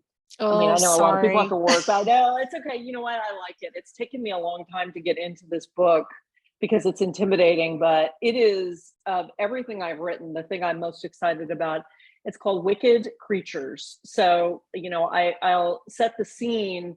There is a writer who I'm working with to re-examine a case that happened in the 1830s in Jacksonian America. It was a young mill woman, a woman who worked in a mill, who was murdered. She was found hanging, but we don't know if she was actually murdered. At first, it was believed to be a suicide, and then forensics in the 1830s said she was murdered. And then we find out all of these things. She was involved with a Methodist minister who was married. He, you know, she got pregnant. He wanted her to have an abortion. I mean, it was on and on and on. And he ultimately ends up going to trial, and it just divides the country between the Congregationalists and the Methodists. The Methodists were literally tarred and feathered in the 1830s. They were this like newfangled, brand new sort of, you know, roadside preachers that were not respected with the Congregationalist churches. So I am reinvestigating this with a writer, but it's with the woman who wrote America's first true crime narrative. She wrote the story behind the death of Sarah Maria Cornell. And she interviewed all of her family. She went to all of the trials, and she essentially convicted this minister herself, even though I'm not convinced he was guilty. So I have a lot of access to the prosecutor's notes. She never had because she died too soon. I met with his family. I know what happens in this case. I know her family, but she in 1833 was there, you know, with the victim's family and interviewed witnesses, including the victim's doctor. So together, even though we're almost 200 years apart, I'm pooling all of our resources. You know, for instance, she was very convinced because of the knot that was around the woman's neck that this was murder. There's no way she could have done this knot herself. And I talked to who knew there was such a thing as a forensic knot expert, but I talked to him and he said, yeah, she could have done that herself. Oh, wow. I don't know if she would have, but she could have. How would she know how to do this knot? And I said, she was a weaver. And he said, she would have known how to do that knot. Wow. So it's actually very buried bones, because it's like taking an old case and looking at how a journalist who really wanted to protect the victim, she was coming to the victim's defense on every turn, but that's not what we do. You know, we're victims advocates, but as a journalist, I also have to assess all the evidence. And sometimes my dad used to say this all the time, he was a law professor, what you believe is very different of what the law ultimately should decide. And so I'm going through all of the evidence as we speak and writing, and what she is saying is pretty different than what I'm saying, but we'll see what happens. I'm still in the middle of it. I'm about a third of the way through the book. So we still have a few more years to wait. We do, probably. Okay. It'll probably be 2020, like February of 2025 when it comes out. Great.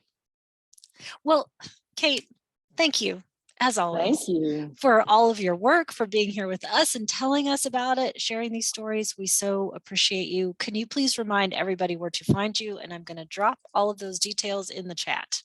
Sure.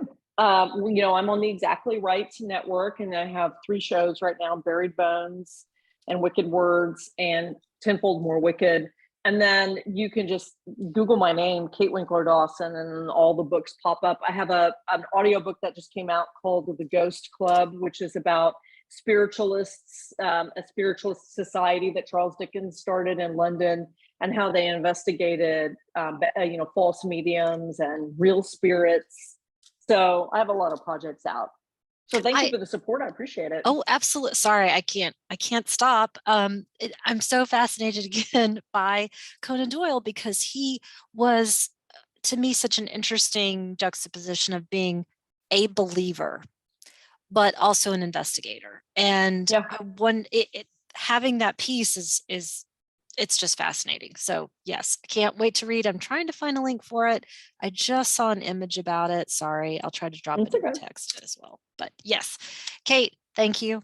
Thank you to everyone who came to join us today. I had so much fun. I hope everybody else did too. Thanks, everybody. Have a good one. And come visit us at the library anytime. Yes, absolutely. Okay. Bye, everybody. Bye. Take care.